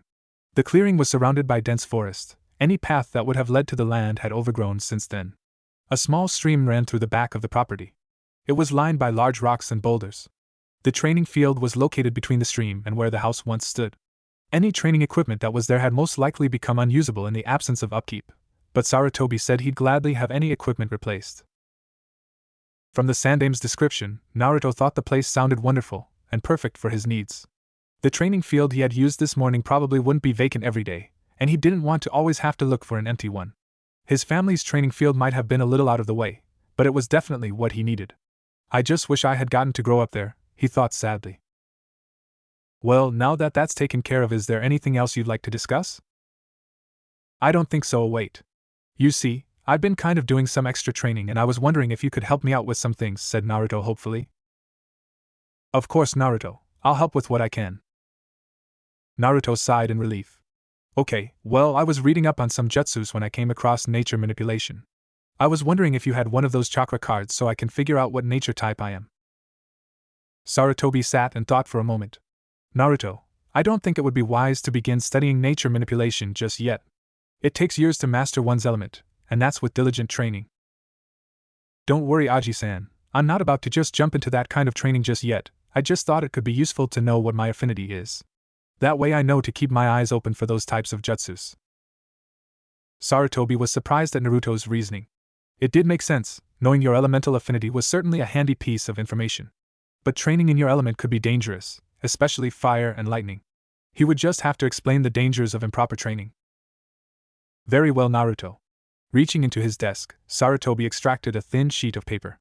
All you have to do is channel your chakra into the card and it will reveal what affinity you have. If you are an earth type, it will turn to dust, water, and it will get wet.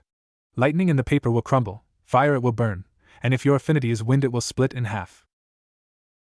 Nodding his understanding, Naruto accepted the card from the old man. Taking a moment to focus his chakra, he began to channel it into the card. The effects were immediate. Smiling broadly, Naruto put the chakra card on the desk, now split in half. Interesting, said Sarutobi with a thoughtful expression. Wind is very well suited for offensive jutsus due to its slicing ability.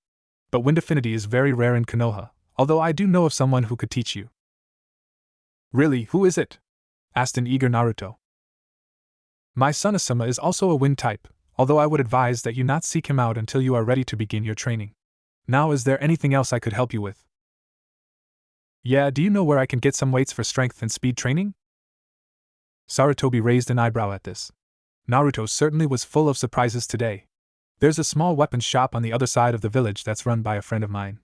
You should be able to pick up a set of weights there. Here are the directions. Thanks, Aji-san. Well, I should get going now. After all, how am I supposed to take your job if I'm just standing around talking to you? With that, Naruto picked up the scroll from his father and rolled it back up. Once it was rolled up, the seal reformed so it couldn't be opened by anyone but Naruto. Naruto raised an eyebrow but shrugged it off. He stood and started to leave the room. When he reached the door, Naruto turned back towards the sandaime. Really, Sarutobi-sama, thank you for everything. He then opened the door and left. Sarutobi was stunned for a moment. He had never heard Naruto address him in a respectful manner. Shaking himself out of his shock, Sarutobi smiled. Minato, Kushina. You would be so proud of the boy your son is and the man he will become. Naruto awoke feeling groggy, but not nearly as much as the day before. Pulling himself out of bed, Naruto began his morning routine. He went to the bathroom to freshen up, and then came back out to eat a quick breakfast. After a quick shopping spree, Naruto now had a bit more to eat for breakfast than ramen. After an actually balanced breakfast, Naruto put on his training clothes and his new weights. He only put 10 pounds on each limb. He rather liked not having his shoulders torn out of their sockets whenever he threw a punch. He'd just have to gradually increase his weights. Naruto looked down at the bands that now adorned his wrists and ankles. He had found the shop fairly easily yesterday after leaving the Hokage Tower. It was a small shop that definitely didn't look like it catered to shinobi. Maybe that's why Naruto had never noticed it before. The shop was run by an old man, with graying brown hair and a prosthetic leg, named Kaido. Kaido was a retired shinobi who opened his shop shortly after losing his leg in the war with the Wagakure. When Naruto entered the shop, the old man seemed to have been expecting him, as he already had the weight bands on the counter. Kaido explained that Sarutobi had sent word that he'd be coming to look for some training weights. He then showed the bands to Naruto. Each band had 10 pouches to hold weights in, and each of these pouches had a seal on it. Kaido explained that the seals were used to increase the weight of whatever was placed inside by 10-fold. So if you put a 1-pound weight in the band, it would become 10 pounds. The bands were made of a very durable material that could hold a total of 500 pounds each. Once you exceeded that weight, the bands would most likely tear, and the seals would immediately cease working. Kaido also went on to show Naruto his selection of kunai and shuriken once he noticed Naruto's current set. When he found out how old they were, the old man was appalled. So now Naruto was the proud owner of new training weights and a brand new kunai and shuriken set. The fact that it all cost a fraction of what he'd normally pay was just icing on the cake. Naruto soon left his apartment, with 10 pounds strapped to each limb. Walking around with weights on was definitely going to take some getting used to. He walked to the village gates as he did yesterday, but instead of turning to do laps around the village, he began to head towards his family's estate. Naruto planned to do his morning workout there from now on, as well as practicing any particularly powerful or forbidden jutsus. As he began his run, Naruto recounted what happened after his visit to Kaido's shop. If he thought finding out about his family and discovering a new place to get supplies was enough for one day, he was sorely mistaken. Flashback. Naruto had just left Kaido's shop. He was heading for his apartment to replace his weapons and put on his weights. However, he was interrupted when he noticed he was being followed. It wasn't difficult to figure out. Whoever was following him wasn't exactly a pro. It took him a moment, but he eventually recognized his pursuer as the kid from the Hokage Tower. What was his name again? Oh yeah, Konohamaru. Naruto tried to ignore Konohamaru for a while, but his stalking methods were pitiful. He decided to put an end to this little game as he walked past a section of horizontal fencing, so the kid would stop from further embarrassing himself. Alright, come out now. Your disguise is pathetic, even an academy student could see through it. Soon the horizontal planking lowered to reveal a sheepish-looking Konohamaru. Hehe, I guess I should have known I couldn't fool an awesome ninja like you. Naruto raised an eyebrow at this. Okay. So why are you following me? Konohamaru grinned broadly as he answered. I want you to train me. Naruto's jaw dropped. What? Why do you want me to train you? Don't you already have a teacher? The boy's face dropped a little. Yeah, but he's always going on about he's my best chance at becoming Hokage. His face brightened when he looked up at Naruto. But I know you could teach me way more than he ever could. I heard that you were able to get past Aji-san. So you've got to be really strong. Naruto started to sweat a little. How do you explain to a kid that you only beat his grandpa because of a perverted jutsu? Nah, I just caught the old man by surprise. Any other time and I would have been toast, Naruto hastily explained. He really didn't feel like having this little kid hounding him wherever he went. Unfortunately, Konohamaru wouldn't be deterred so easily. But I heard a good shinobi knows when to attack and exploit an opponent's weakness. So you must be even better than I thought. Naruto's sweat dropped. Stupid brat, making stupid good points. He shook his head, then looked down at Konohamaru. But why do you want extra training anyway? Konohamaru's face took on a look of determination. I want to become strongest ninja in the village, so that one day I'll become Hokage. This statement struck a chord in Naruto. So he wants to be Hokage too, huh? Well, let's see if he's got what it takes. Naruto took a thoughtful pose. Alright, Konohamaru, I'll train you. Konohamaru was about to start celebrating, but Naruto interrupted him. But you'll have to do exactly as I say, and no complaining, you got that.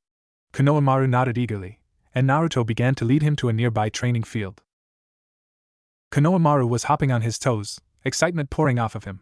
So what are you gonna teach me first, boss? Some super powerful jutsu, or some awesome kunai throwing technique? Oh, I know, how about a genjutsu that makes someone think he's a chicken? Naruto tried not to laugh at that last one.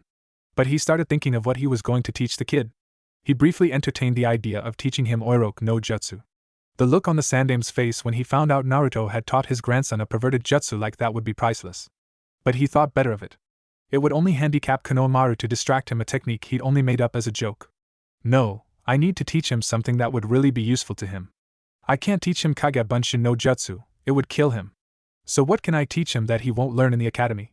Then it hit him. Once they entered the training field, Naruto walked up to a decent-sized tree. Alright, Konohamaru, I am going to teach you. He paused for dramatic effect, with Konohamaru leaning forward eagerly, to climb trees. Konohamaru promptly fell on his face. Jumping back up to his feet, he looked at Naruto angrily. How is climbing a tree going to make me a better ninja? He yelled. Naruto smirked. You didn't let me finish. What I was going to say was I'm going to teach you to climb trees without your hands. At Konohamaru's confused face, Naruto decided a demonstration was in order. Forming a ram seal, he said, watch closely. Then, as if it were the most natural thing in the world, he began to walk up the side of the tree. Konohamaru was now salivating. Wow, boss, that's awesome. Naruto just smiled at the boy. Sure is, Konohamaru. This is a chakra control exercise. If you master this, every jutsu you perform will become less taxing. Meaning you can perform more jutsus without getting tired, and your jutsus become more effective. Naruto began to describe how to perform the technique and Konohamaru a single kunai. With that he set the boy to work. While Konohamaru was running up the tree, Naruto kept himself busy perfecting Kage Bunshin. Several hours later, Naruto walked into the clearing where he had left Konohamaru and a clone in order to go get some sodas. He looked to where Konohamaru was practicing and saw the boy doubled over, panting heavily. Once his clone saw him, it dispelled itself, revealing its observations for the past 10 minutes on the boy's progress. Naruto was very impressed. Konohamaru had managed to get nearly 10 feet during his training. That's further than I got during the same amount of time, and he's had to take breaks to rest up. Of course, he doesn't have the chakra stores I have either. Naruto had also made great progress during this time. It had taken him some time, but he had managed to gain a good degree of accuracy when creating his clones. He started off simply creating clones directly in front of, behind, or to the side of himself. Eventually he began to stretch the distance between himself and his clones. After that he began to experiment with the latitude of the clones. He noticed that the further away he created his clones, the more concentration he needed to ensure their accuracy. Currently Naruto could create a clone accurately 10 feet away from him with minimal concentration. He was hoping to increase the distance with more training. Looking down on the exhausted boy, Naruto called out to him. Hey Konohamaru, take a break, you've earned. He invited the boy to sit next to him on a log, handing him a soda as he did. Thanks, boss, said Konohamaru. They sat in peaceful silence for a moment. Naruto decided to ask a question that had been on his mind for a while. Hey Konohamaru, why are you so set on becoming Hokage? Konohamaru's eyes became slightly downcast. My grandfather named me Konohamaru, after the village. But the thing is, no one sees me as Konohamaru. To them I'm just the Sandame's grandson. That's why I want to become Hokage. Then people will recognize me for me, and not who I'm related to. And training with you is the best shortcut to becoming Hokage. Naruto looked at Konohamaru for a moment. He's just like how I was. He wants to be recognized for whom he is, and not for something he has no control over. You're wrong, Naruto said at length. Konohamaru looked up at him with a questioning gaze. There are no shortcuts to becoming Hokage. You have to work at it, sacrifice your blood, sweat and tears. But that's not all. You also have to be willing to give your very life for the protection of the village. Someone doesn't become Hokage for themselves, but for the village. Konohamaru just sat there, stunned by Naruto's words. Is respect the only reason I want to become Hokage? Am I that selfish? He was distracted from his musings by the arrival of his teacher, Ebisu. He landed on a low-hanging branch of a nearby tree. Finally, I've found you. Come along, honorable grandson, your time would be much better spent training under me than this trash, he said, looking down his nose at Naruto. Naruto glared at the man, but didn't say anything. Konohamaru, however, was not so passive. Shut up, I'm not going anywhere with you. And don't talk to Naruto and Aisen like that. With that, Konohamaru charged the tree Ebisu was on. Ebisu merely sighed to himself. He knew Konohamaru didn't have the strength or agility to jump to the height he was. So imagine his surprise when Konohamaru started to run up the side of the tree. The boy didn't quite make it to the branch Ebisu was on before losing control, but it was impressive nonetheless. Ebisu was so shocked, he didn't notice the clone that appeared behind him. With a well-delivered punch, Ebisu now lay unconscious on the ground with Naruto grinning widely nearby. Konohamaru looked at the blonde genin in awe. Naruto turned to his young friend. Remember, Konohamaru, the road to Hokage is long and difficult.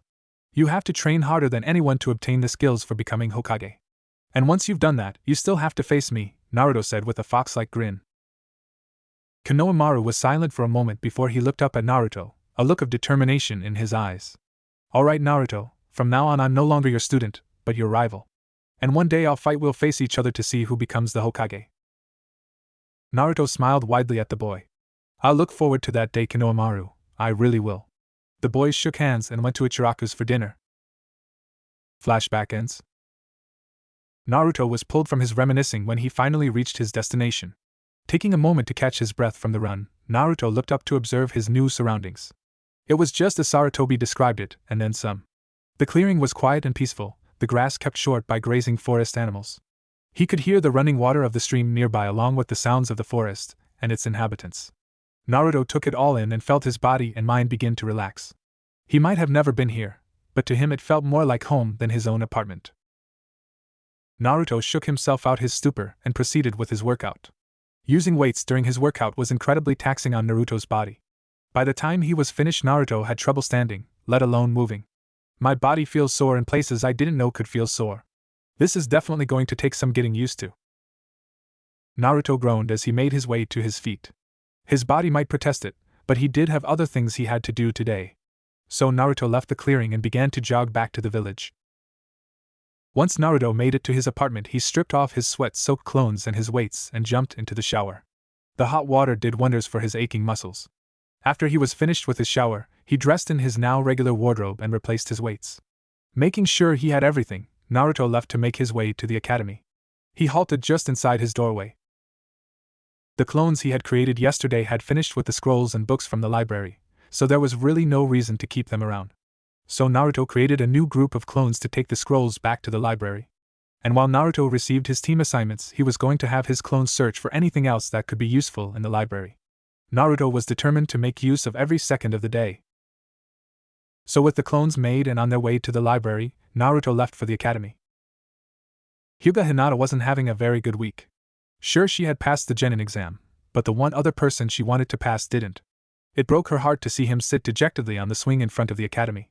She just wanted to go and comfort him, but her damnable shyness kept her from doing so. She had planned on leaving him a note or two like she normally did when she saw him like this, but there were so many things that kept her from even doing that. After the exams, Hinata had tried to find Naruto to give him a note, but couldn't find him anywhere. Then there was some sort of alarm and she was forced to return home. The next day her father had set up a training schedule for her that kept her busy for most of the day with hard training. When she was finished, she couldn't find Naruto once again. She thought she saw him going into the Hokage tower yesterday, but couldn't find out where he went after that.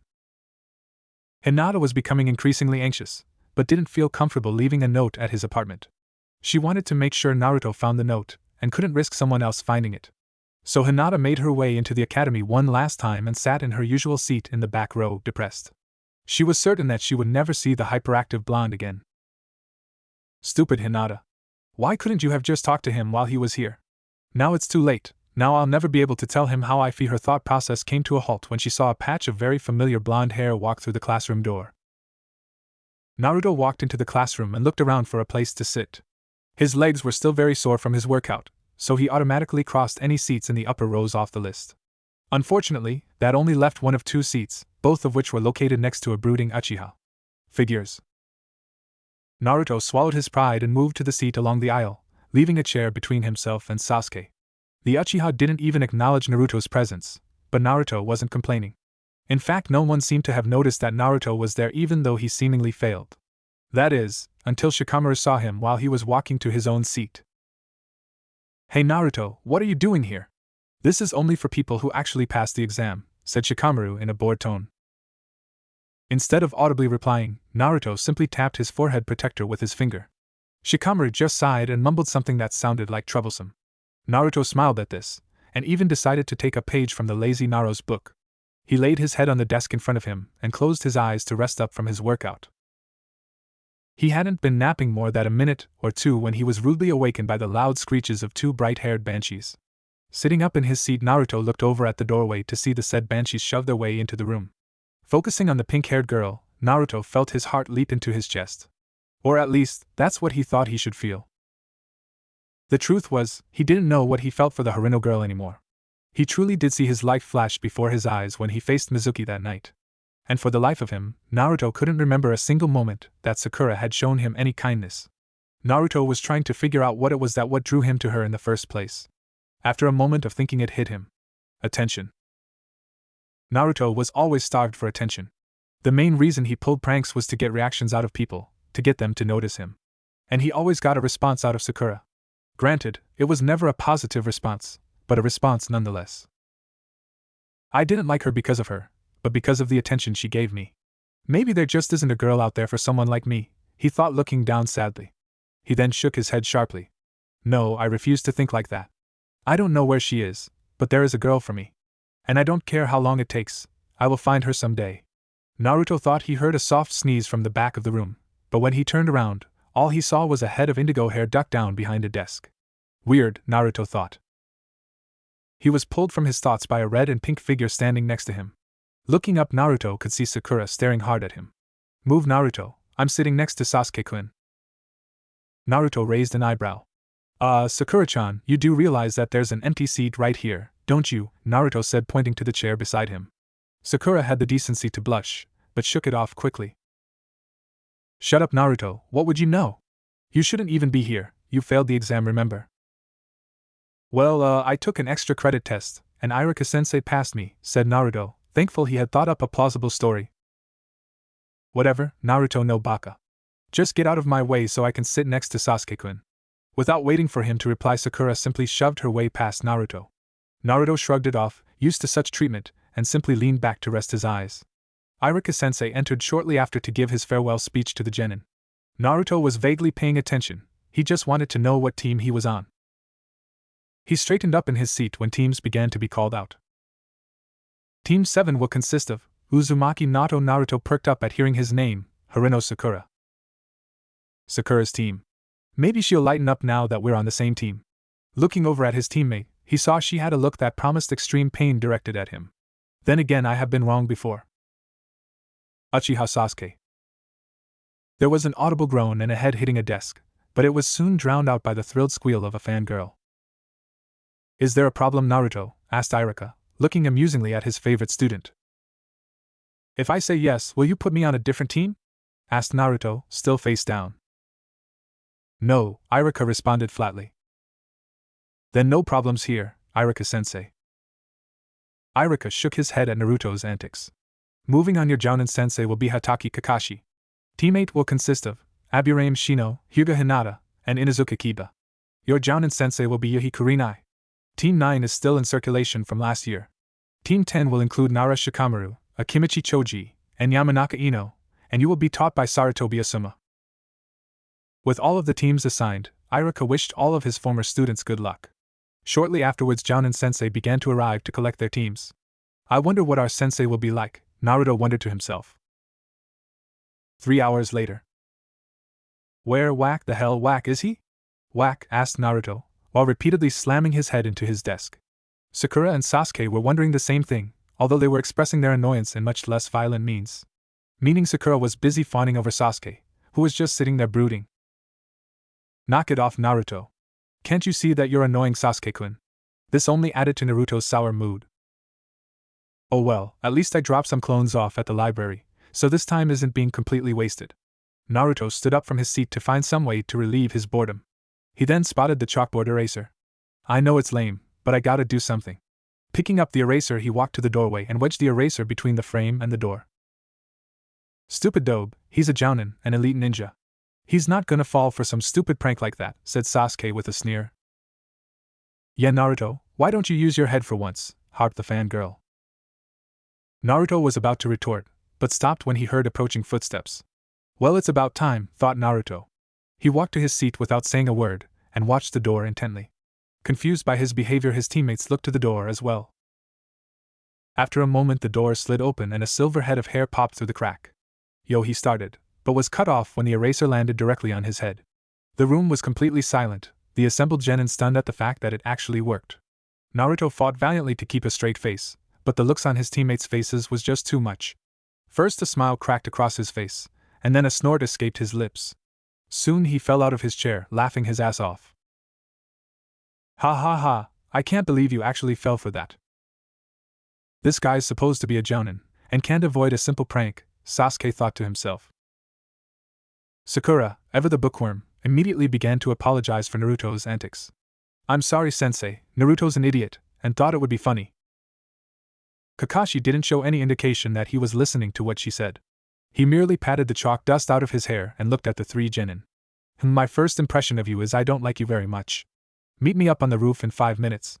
With that, Kakashi disappeared in a puff of smoke. After taking a moment to grumble about stupid late senseis with no sense of humor, Naruto stood up and made his way to the roof. His two teammates followed shortly after. Once they made it to the roof, they each took a seat across from their lazy sensei, who was currently reading from an orange book. Kakashi snapped his book closed and looked at his genin. Well, now that we're all here, why don't you tell me something about yourselves? Like what, Kakashi-sensei? Asked Sakura. You know, likes, dislikes, hobbies, dreams for the future, those kinds of things, Kakashi responded lazily. Why don't you go first, Kakashi-sensei, just to show us? Alright. I'm Hatake Kakashi. I don't feel like telling you about my likes or dislikes. Dreams for the future, well, I have lots of hobbies. The three genin all had the same thought. All he told us was his name. Okay, now it's your turns. How about you, Pinky, he said, pointing to Sakura. Sakura bristled at the nickname, but gave him his answer. I'm Haruno Sakura. She looked at Sasuke and let out a squeal. I dislike Naruto, Baka, and Ino Pig. My hobbies and dream for the future, she looked at Sasuke and let out another squeal. Oh goody, a fangirl, just what I need, thought Kakashi as his shoulders sagged slightly. Right, now you, Mr. Sunshine, he said, pointing to Sasuke. Sasuke didn't react to his nickname, instead just crossing his fingers in front of his face. My name is Uchiha Sasuke, he said, making sure he put an emphasis on the Uchiha. I don't like many things, I dislike a lot of things. I don't have time for hobbies. I don't have a dream, it's more of an ambition, to kill a certain man, he finished darkly. Sakura just stared at him dreamily. He's so cool. I figured as much, hopefully I can break him out of that state of mind, thought Kakashi. You're up, Blondie, his gaze finally resting on Naruto. I'm Uzumaki Naruto. I like ramen in training.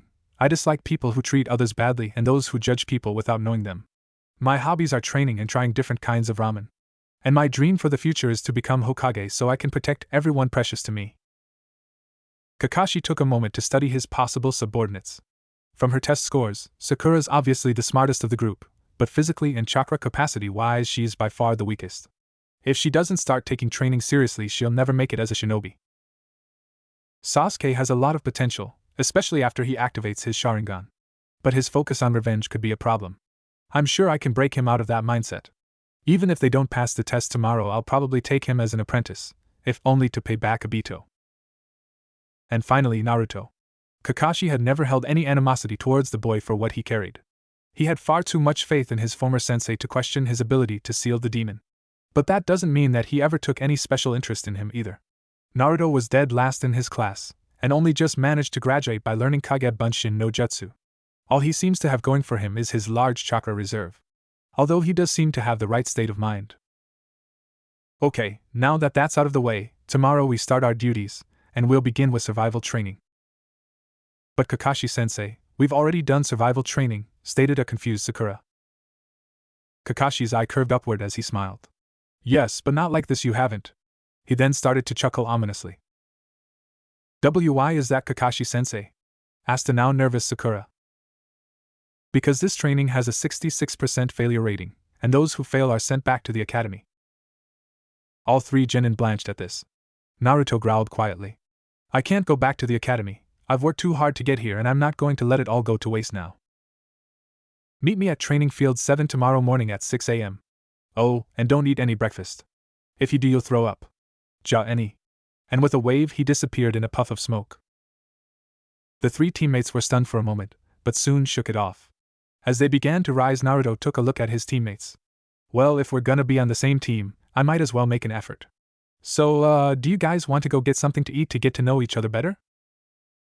No way, Naruto, like I'd ever go out with a loser like you, yelled Sakura, apparently missing that Sasuke was invited as well. She turned to the Uchiha. Hey Sasuke-kun, do you want to get something to eat so we can get to know each other better? No, Sasuke said simply, and walked away. Sakura was dejected for a moment, but quickly shook it off to pursue the Uchiha. Sasuke-kun, wait. Naruto shook his head at the departing pair. He was becoming increasingly annoyed with the behavior of both of his teammates. Forget them, I've still got plenty of time to train. At that moment his stomach gave a growl. Okay, ramen first. Ichiraku ramen. It had only taken Naruto a few minutes to reach his favorite ramen stand. Immediately upon entering the small restaurant, Naruto ordered up a bowl of miso ramen. Naruto, I haven't seen you in here very often the past couple of days. I thought for sure that it was a sign of the apocalypse, Tsuchi said with a big smile. Naruto just smiled in return. Hehe, sorry Tsuchi, I've been really busy with training lately, and didn't really find the time to visit. So, what have you been up to, Naruto-kun? Asked Ayame as she walked up from the back. Just some training mostly, although today I received my team assignments. I got stuck with the Uchiha and Harino Sakura, Naruto said glumly. Tough break kid, said Tsuchi. Wait, I thought you liked Sakura. So why don't you sound too happy to be on her team? Asked Ayame. Well, I guess I just kind of grew out of that phase. I realize she's just a Sasuke fangirl who cares more about romance than training. She's just not the girl for me, I guess. That's okay, Naruto, I'm sure you'll find a girl out there for you, said Ayame, giving Naruto a warm smile. Thanks Ayame-ne-chan, said Naruto, not really realizing the added suffix. Ayame froze slightly at hearing this, and then her smile grew even wider. If there weren't a counter separating them, she would have no doubt enveloped him in a bone-crushing hug. Naruto decided to continue the discussion of his team. My Jounin sensei is Hatake Kakashi. The bastard showed up 3 hours late today. Tsuchi placed his ramen in front of him, and then struck a thoughtful pose. Hatake Kakashi, I've heard of him. Apparently, unless it's a mission, he's always at least a couple hours late to anything. Whack. He turned to see Naruto with his head resting firmly on the countertop, murmuring something about no good lazy-ass Jounin. Sitting back up, he went back to eating his ramen. Naruto drank the rest of his ramen broth and set his bowl down and paid his bill. Well, it's been fun chatting with you, but I've got some training to do. See you later, he said while waving goodbye. Naruto immediately began to head towards his family's training ground to finally work on the second technique he learned from the Forbidden Scroll. Hyuga Hinata was currently walking through the forest not far from the Hyuga Manor. She often did this, either to clear her head, or to collect herbs and plants for her healing bombs. Today she was doing it for second reason. Kurenai had told them that they would have a special test tomorrow, and she wanted to restock her supply of medicinal herbs, just in case. Hinata had been disappointed when she wasn't placed on the same team as Naruto, but her teammates were okay. She thought Kiba was a little too loud and arrogant, and Shino, well, he was Shino. Shino was the polar opposite of Kiba, silent and observant. She had known Kurenai from when she used to serve as her chaperone when she was younger. So, all things considered, she liked her team. The Hyuga heiress was brought out of her thoughts when she heard noise coming from a nearby training field. This confused her. She often passed by this field while she was searching for herbs, and had asked her father why no one seemed to ever use it. He had said that it had once belonged to the Yondaime, and had not been used since his death since it was now off limits. Curiosity getting the better of her, Hinata approached the clearing to see just who would be training there. Naruto leapt into the clearing and pulled out the scroll with the copied instructions. Shuriken/Kunai Kage Bunshin no Jutsu held the same concept behind Kage Bunshin, except it was being extended to an object rather than himself. Reading through the hand signs and how to properly gather the needed chakra, Naruto prepared to try the jutsu. He pulled out a kunai and threw it at a nearby tree. But by the time he had finished the proper hand seals, the kunai had just been embedded into the tree. I'm going to have to work on my seal speed if I want to master this jutsu. While Naruto was going to work on his hand speed, he created a few dozen Narutos to work on chakra control. Each clone ran to a tree and grabbed a leaf to repeat the exercise he had done a few days before. Naruto silently cursed himself for not asking the old man for another chakra control exercise when he had the chance, but this would do. For the next hour, Naruto worked not only on the hand seals for Kunai Kage Bunshin, but all of the hand seals, running through them in different order. When he felt he had gained sufficient speed, he tried the jutsu again.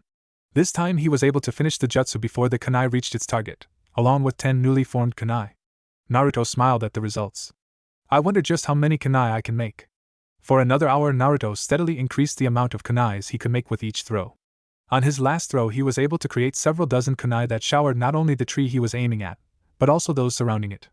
Well, I guess I won't have to worry about missing. Naruto was brought out of his musings by an incoming memory from a nearby clone. Apparently, the clone had spotted someone spying on him in the forest. Who it was, he couldn't be certain. Naruto performed Kawarimi no Jutsu with one of his clones, so he could sneak up on this intruder unnoticed. Hinata was stunned by the sight before her. Dozens of Narutos were racing up the trees surrounding the clearing, each with a leaf on their forehead. What further amazed her was the jutsu that the real Naruto had just performed. She was so stunned that she hadn't noticed the clone that had spotted her, nor did she notice Naruto perform a substitution. Hinata was also arguing with herself about what to do now. She knew the training field was off limits, but she doubted Naruto knew that. She didn't want him to get in trouble, but she just couldn't bring herself to walk out there and tell him that. Hinata, what are you doing?" asked a confused voice from behind her. Hinata froze. She knew whose voice that was. Slowly, she turned around to face the one who caught her. She was greeted by the sight of Naruto with a confused expression, head slightly tilted to the side, which Hinata found adorable. Blushing horribly, Hinata tried to stutter out a reply. Naruto saw her face go red and that she was having trouble speaking. "Nah, Hinata, are you feeling alright? You look like you might have a fever." Without giving it a second thought, he placed his hand on her forehead to check her temperature. This was too much for Hinata, who promptly fainted. Naruto was quick to catch her before she hit the ground. Hinata! Naruto was starting to panic a little. Crap, what the hell happened? Why'd she faint like that? What do I do? He then began to list his options. I can't take her home, because I have no idea where she lives. And I can't really walk into the village with an unconscious girl in my arms. The villagers will probably accuse me of attacking and trying to kidnap her. Damn it. I guess there isn't really anything to do but wait till she wakes up. Naruto walked back into the clearing carrying Hinata bridal style. He gently sat her down against a tree near the stream on the property. As he set her down, though, something unexpected happened. She snuggled up against him and wrapped her arms around his waist. "NHM," she mumbled into his chest, but he couldn't make it out. Now he was in trouble. In a panic, Naruto quickly performed Kawarimi with a nearby clone. The clone looked up at his creator with a look of one who was just thrown to the lions. Throwing an apologetic look to the clone, Naruto went back to training until she woke up. 10 minutes later, Naruto received the memory of the clone with Hinata. It had dispelled itself when she began to come to. Collecting his kunai, Naruto made his way back to the girl as she came to. Hinata woke up groggily, confused as to why she was resting up against a tree in some strange clearing. Before she could further question her situation, a voice grabbed her attention. "Hey Hinata, how are you feeling? You gave me quite a scare back there." Instantly Hinata was wide awake, remembering the events that had happened moments before. She looked up at Naruto with wide eyes. Her eyes have a shade of lavender in them, Naruto thought, but quickly shook his head. Where did that come from? "I am sorry, and Naruto-kun. I didn't mean to bother you," Hinata said in a quiet voice. No. I was just worried about you, that's all," he said with a comforting smile. Silence fell between the two for a moment, before Naruto decided to break it.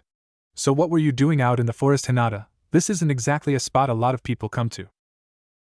Hinata blushed and started to poke her fingers. "Ano, and my home is only a few miles away from here.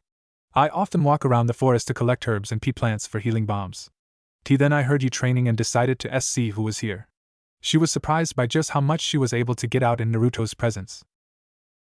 "Oh, I guess that makes sense," said Naruto with a thoughtful expression.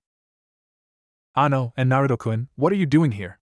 I heard that this tea training field wasn't allowed to be used anymore. Why, you could get in trouble."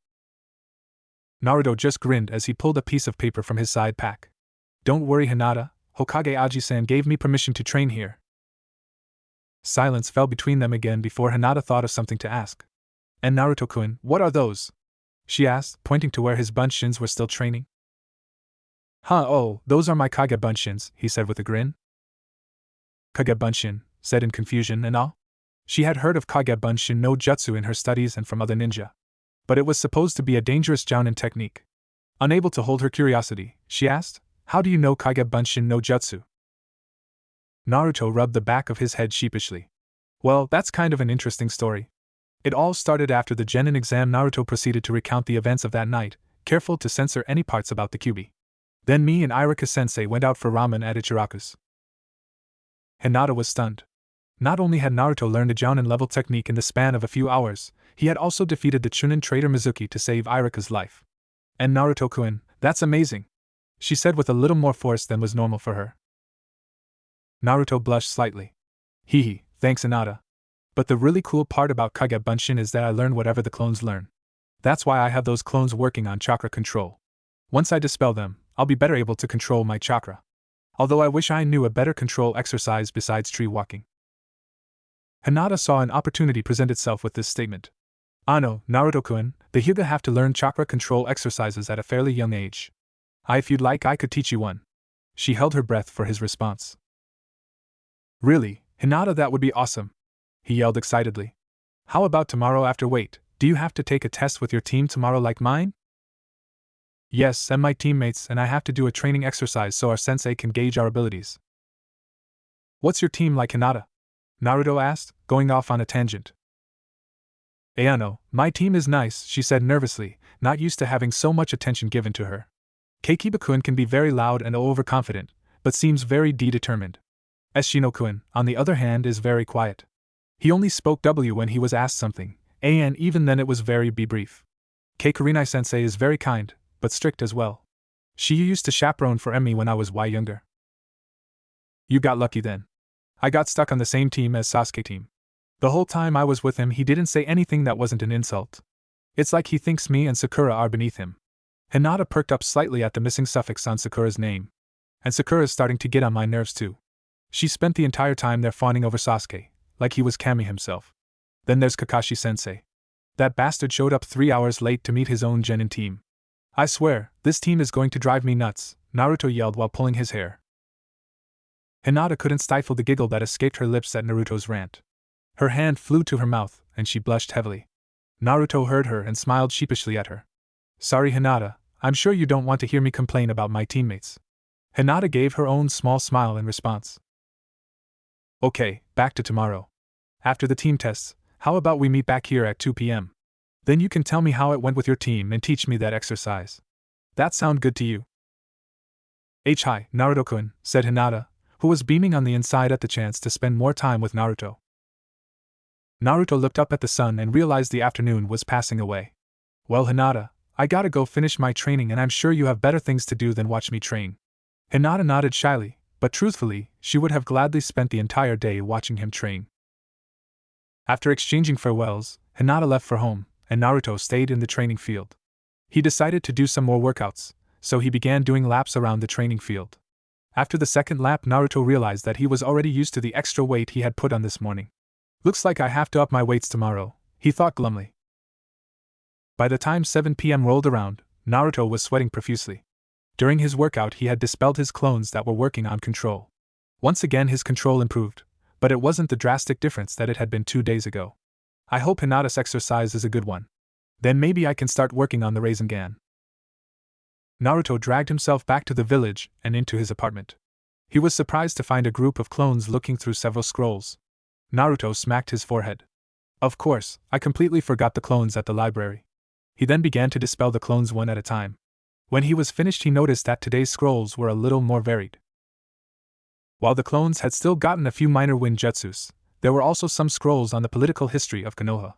I guess that makes sense. After all, I can't be a good Hokage if I don't know something about politics.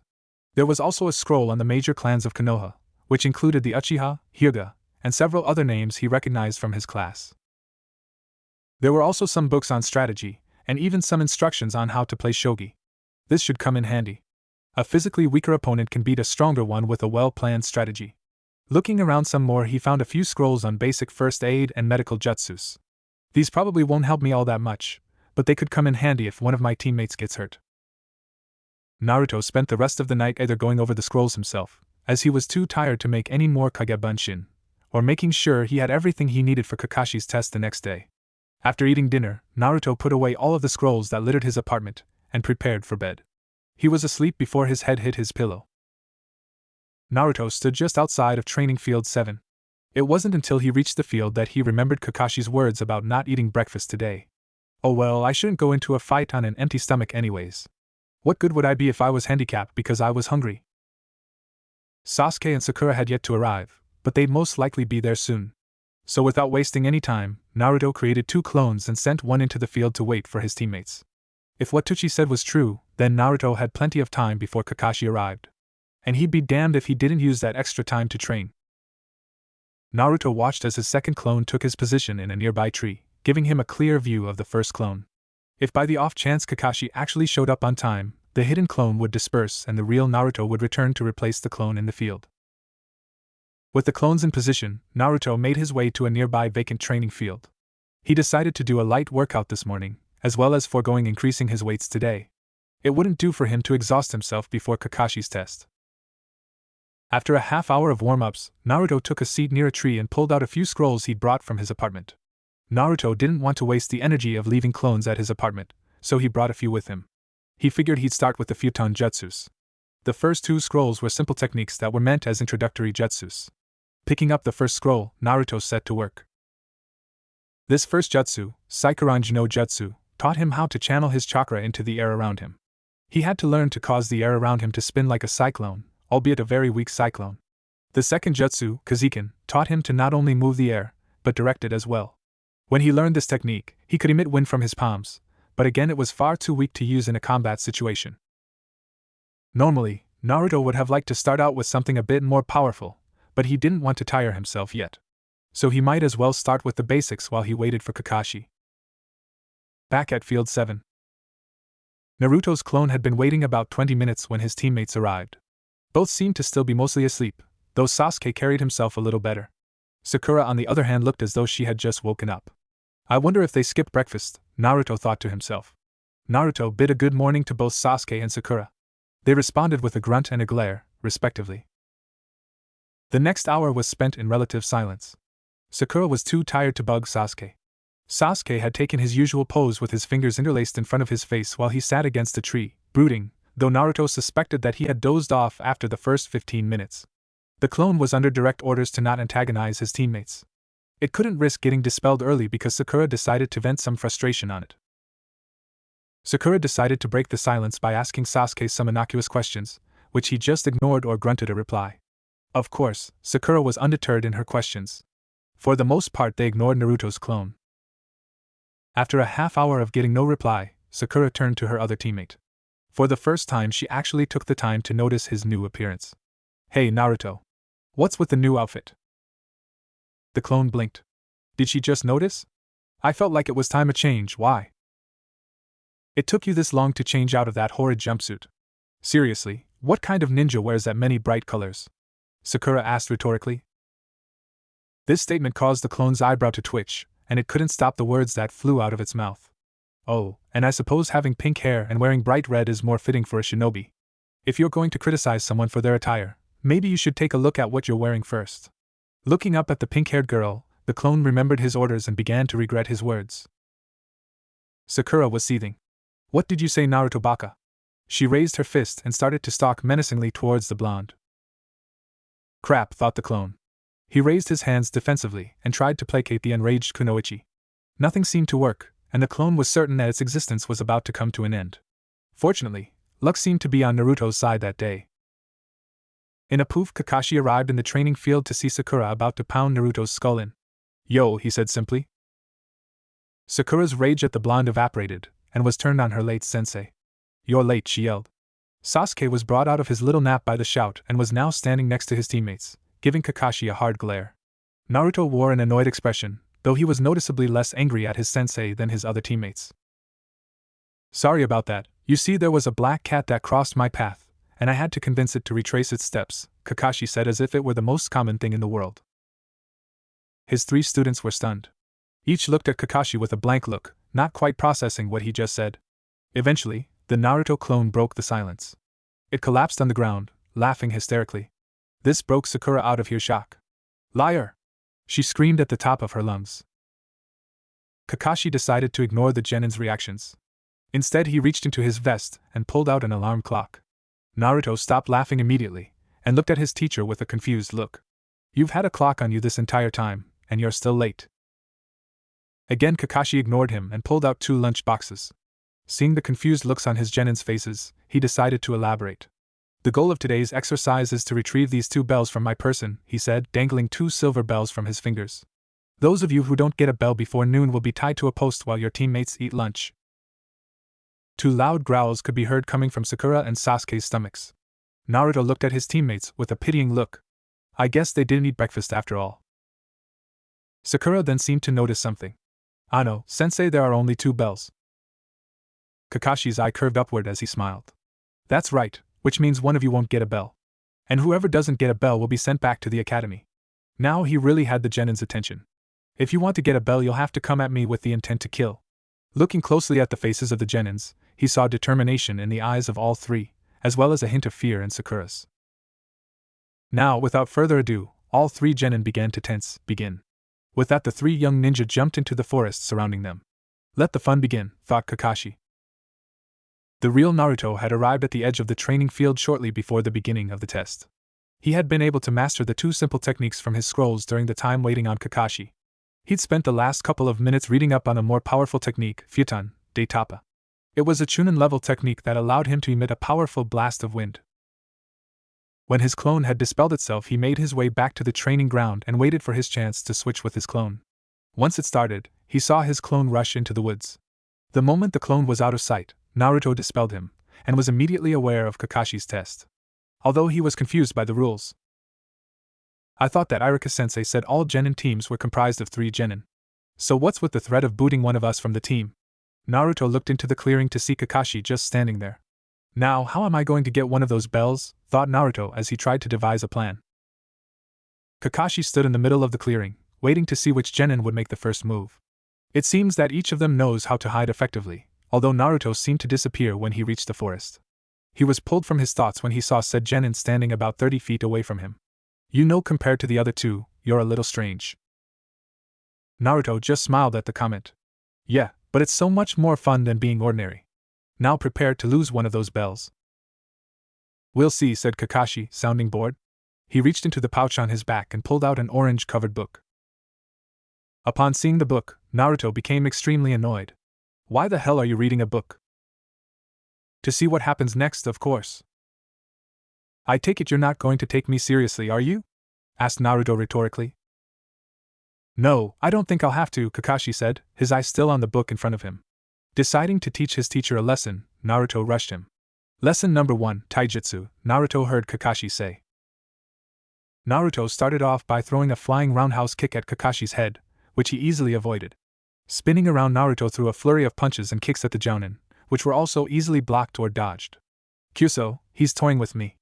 Naruto cocked back his fist and let loose a haymaker, only to find himself facing air. Never let your opponent get behind you, said Kakashi's voice from behind Naruto. Glancing over his shoulder, he saw his sensei with his hands in a tiger seal.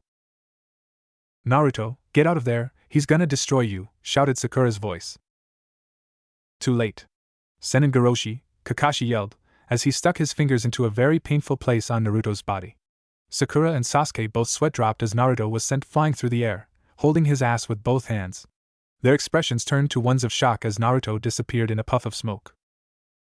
Kakashi's visible eye widened. Kage Bunshin. Sensing an approaching presence, Kakashi spun around to see Naruto flying at him with his fist cocked back. The jounin expertly caught the limb, spinning around and launching Naruto back where he came from. But Naruto wasn't done yet. Turning in midair so he was facing Kakashi, Naruto formed the hand seals for Kage Bunshin. 2 clones appeared in front of him, each grabbing an arm, and with all their strength, threw him back at the jounin. Naruto curled into a ball and spun in a front flip. Impressive, he used Kage Bunshin to redirect his momentum. He turned a failed attack into an offensive opportunity. Naruto was flipping forward at Kakashi at dangerous speeds. When he reached the jounin, he extended his leg and brought it down in a powerful axe kick. Kakashi raised his free hand to block the attack. Naruto used that block as a step, doing a back flip off the arm, pulling out a kunai and throwing it at the bells tied to Kakashi's waist. Kakashi sidestepped the kunai, but felt his legs being swept out from under him.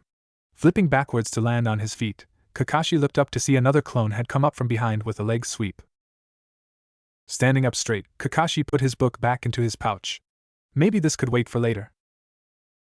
Naruto smiled at the disappearance of the orange book. He looked at his clone and both nodded at some unheard agreement. Immediately both Narutos took off at their sensei, as Kakashi dropped into a defensive stance. But instead of attacking Kakashi head-on, the clone jumped in the path of the original. Interlacing its fingers, it lowered its hands as the real Naruto placed his foot in his palms. With a grunt, the clone launched Naruto into the air. Kakashi quickly dispelled the clone with a well-placed hit, and returned his attention to the airborne Uzumaki. At the crest of his leap, Naruto let loose a single shuriken at Kakashi. One shuriken, Kakashi mentally scoffed. That is until he recognized the seals Naruto was currently running through. How could he know that jutsu? Shuriken Kage Bunshin no Jutsu. The single shuriken soon multiplied into dozens, and Kakashi was in a difficult situation. Sakura and Sasuke watched in horror and awe as the shuriken peppered their sensei and the ground around him, kicking up dust. When the dust settled, it revealed a log riddled with shuriken. Naruto landed not far from his little scene of destruction. He used Kawarimi no Jutsu. Phew, I don't think I could stand killing my sensei. But if he's late one more time, Naruto decided not to pursue that train of thought as he ran back into the cover of the forest. Kakashi watched Naruto from his hiding place in a nearby tree. I thought all he learned was Kage Bunshin no Jutsu. His file didn't say anything about Shuriken Kage Bunshin no Jutsu. He decided to push these thoughts aside for now and find his other two charges. Sasuke watched his blonde-haired teammate leave the clearing, his eyes burning with envy. Where did the dobe learn those jutsu? They weren't taught in the academy. So how can he know them? Naruto ran through the forest, looking for a suitable hiding spot. After he found a place under a tree, he stopped to try to come up with another plan. Alright, taking him on in a straight taijutsu fight isn't going to work. And he hasn't even used ninjutsu besides Kawarimi. He's just too damn good. How the hell am I supposed to get in close enough to get a bell from a jounin? He was interrupted from his musings when he heard a scream from another part of the forest. That was Sakura. He stood and began to make his way to where the scream had originated. He found Sakura unconscious in a small clearing not far from where he was. Kneeling down beside the girl, he began to inspect her for injuries. There aren't any physical injuries, genjutsu? Naruto paused a moment to remember what methods he could use to break a genjutsu. 1. You stop the chakra flow in your body so the genjutsu has no anchor. 2. You emit a pulse of chakra to disrupt the genjutsu. Or 3. Have someone else channel chakra into your body to disrupt the jutsu. Since she's not really in a state to use the first two, I guess I have to go with option 3. Naruto reached down and touched Sakura's shoulder, channeling a small amount of chakra into her body. Soon enough, Sakura began to stir. Her eyes blinked open and she began to sit up. For a moment she held a confused look on her face, but her eyes widened as she remembered what had happened. She jumped to her feet and frantically began to scan the clearing. But she didn't find what she was looking for, and her eyes finally rested on Naruto. Where's Sasuke-kun? She barked out. Gee, nice to see you too. Anyway, I'm sure the Uchiha's trying to get one of the bells as we speak, although I doubt he'll be able to get one. What would you know, Naruto? Sasuke-kun will be able to get one of those bells no problem, said Sakura matter-of-factly. Right, except for the fact that he's facing a jounin, and we're just genin. There's no way that we can face him by ourselves, said Naruto. Oh yeah, Naruto. Then what's the point of the test if we can't even get the bells? Naruto didn't have an immediate answer to this, so he sat down and thought it over. Either Kakashi has a ridiculous set of standards, or there's more to this test than he let on. But what could it be? What's the point of having us get a bell that we have no chance of getting by ourselves? Naruto's eyes widened at this thought. By ourselves? Before he could pursue this train of thought, he and Sakura heard an explosion somewhere in the training grounds. Sounds like your boyfriend's going for one of the bells right now. Come on, let's go check it out. Sakura simply nodded, eager to see Sasuke in action. It didn't take long for the pair to reach their destination, although they were a little surprised by what they found. Sasuke was buried up to his neck in the ground, so only his head shone. Sakura let out a horrified shriek and passed out. Naruto looked at his pink-haired teammate and just shook his head. Way to go, Uchiha, and I had just woken her up too. He then walked over to his berry teammate with a wide grin on his face. So Sasuke, what do you think? Are we gonna have 6 more weeks of winter? Naruto said before he burst out laughing. Sasuke shot Naruto the dirtiest look he could, but due to his current predicament it only succeeded in making Naruto laugh harder. After a minute of laughing at the misfortunes of the Uchiha, Naruto calmed himself down. Looks like you could use some help, Sasuke, said Naruto in an oddly serious voice. I don't need help from a dope like you, Sasuke spat out. Really, said Naruto in mock surprise, then I suppose being buried up to your neck in dirt was all part of your genius plan to get one of the bells. When Sasuke didn't reply, Naruto just summoned a few clones to dig him out. Once he did that, he applied a little chakra to Sakura. It seemed to work for waking her up from a nap as well as breaking a genjutsu. Once both of his teammates were on their feet, Naruto spoke to get their attention. Well, this is a nice reunion and all, but how about we figure out a way to get one of those bells? Both genins looked at him as if he had grown a second head. And what makes you think that I even need help from either of you? Asked Sasuke. Naruto let out a sigh. Because, Sasuke, we're facing a jounin. How is a genin supposed to take on a jounin all on their lonesome? We need to work together if any of us are gonna pass. Whatever, dope, I'm getting one of those bells, and I don't need your help to do it. With that, Sasuke turned around and walked away. Wait for me, Sasuke-kun, said Sakura as she ran to catch up to her crush. Naruto shook his head at his teammates, but jumped when he heard an alarm go off, signaling the end of the exercise. Unknown to the 3 genin, Kakashi was nearby eavesdropping on their conversation. It seems that Naruto's figured it out, but Sasuke and Sakura seemed to need an extra push. In a poof he was gone, and reappeared in front of his team. Time's up, he said ominously. 10 minutes later found Team 7 back where they started, except this time with one of them tied to a training post. Sakura squirmed against the ropes that bound her. Why am I the one that's tied up, sensei? Because Sakura, out of all 3 of you, you were the only one who didn't attempt to retrieve a bell. Sakura hung her head dejectedly. But I have good news. Naruto is the only one going back to the academy. Naruto's head snapped up to look at his sensei. He glanced to his fellow genin to see a smug look on Sasuke's face, and one of pity on Sakura's. Clenching his fists, Naruto was about to go off on a rant, but Kakashi's next words stopped him. So congratulations, Naruto. Naruto's look of rage was instantly replaced by intense confusion. Why should you be congratulating me? I'm the only one who didn't make genin. I never said that, Naruto. You deserve a second chance at becoming a genin, while Sasuke and Sakura should drop out of the program altogether. Now it was Sasuke and Sakura's turn to gape at Kakashi. What? Why should Sasuke-kun and I quit? Naruto was dead last in the academy, said Sakura. Because Sakura, Naruto is the only one here who realized the true purpose of the test. You two, on the other hand, don't deserve to be ninja. Sasuke was furious. How dare he stop me from reaching my goal? Without thinking clearly, he rushed Kakashi with a kunai in hand. Faster than any of the genin could follow, Sasuke was thrown to the ground with Kakashi sitting on his back. Hey, you can't sit on Sasuke-kun like that, Sakura shrieked. Kakashi just ignored her though. This test was never about getting the bells off of me. They were merely used to distract you from the test's true purpose. True purpose? Asked Sakura. Teamwork, Naruto and Kakashi said at the same time. Kakashi looked at Naruto with a smile. That's right, Naruto. I wanted to see if you would put aside your own wants and desires to work together.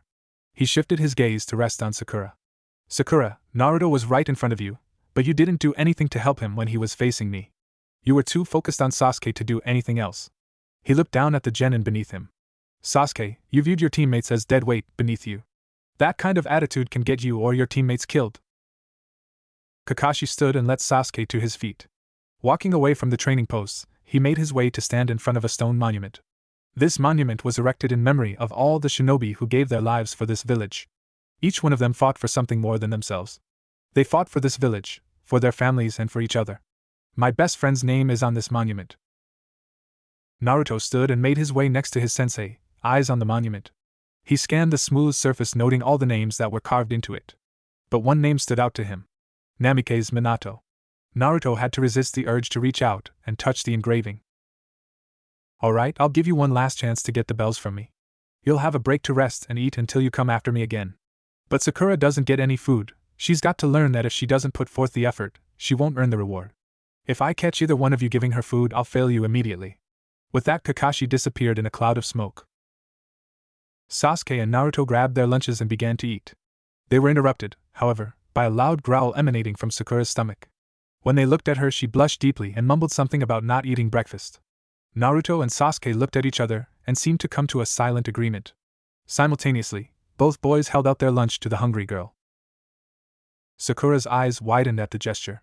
"What are you doing?" Kakashi-sensei said. "If I ate anything, we automatically fail." Sasuke just sighed.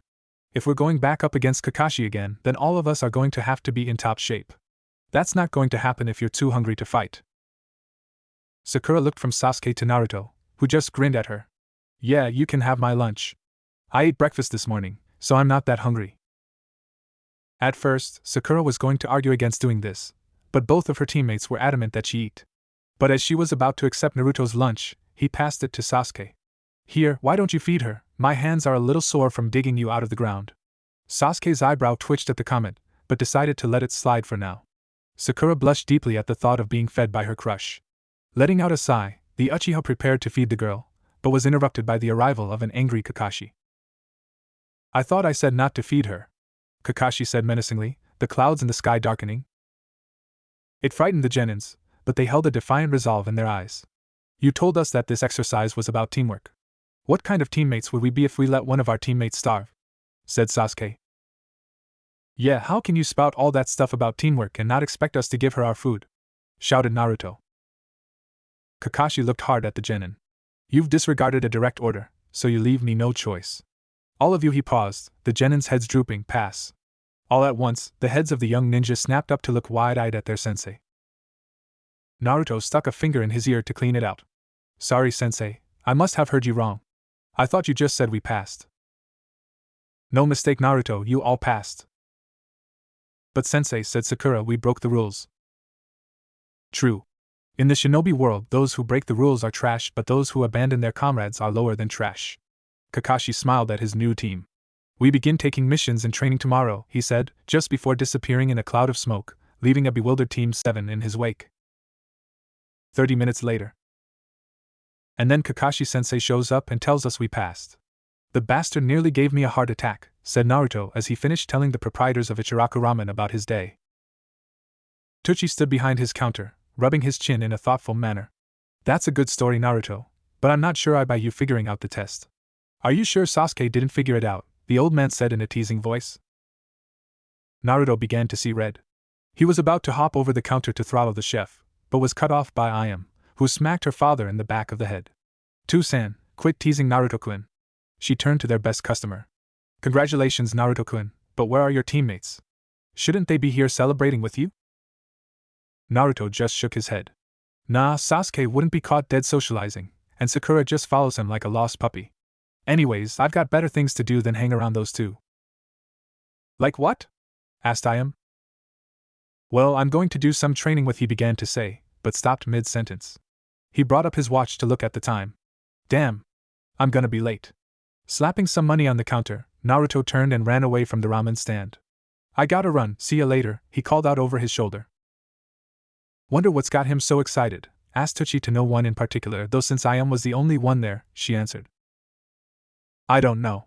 Maybe he's got a date." "Don't think so.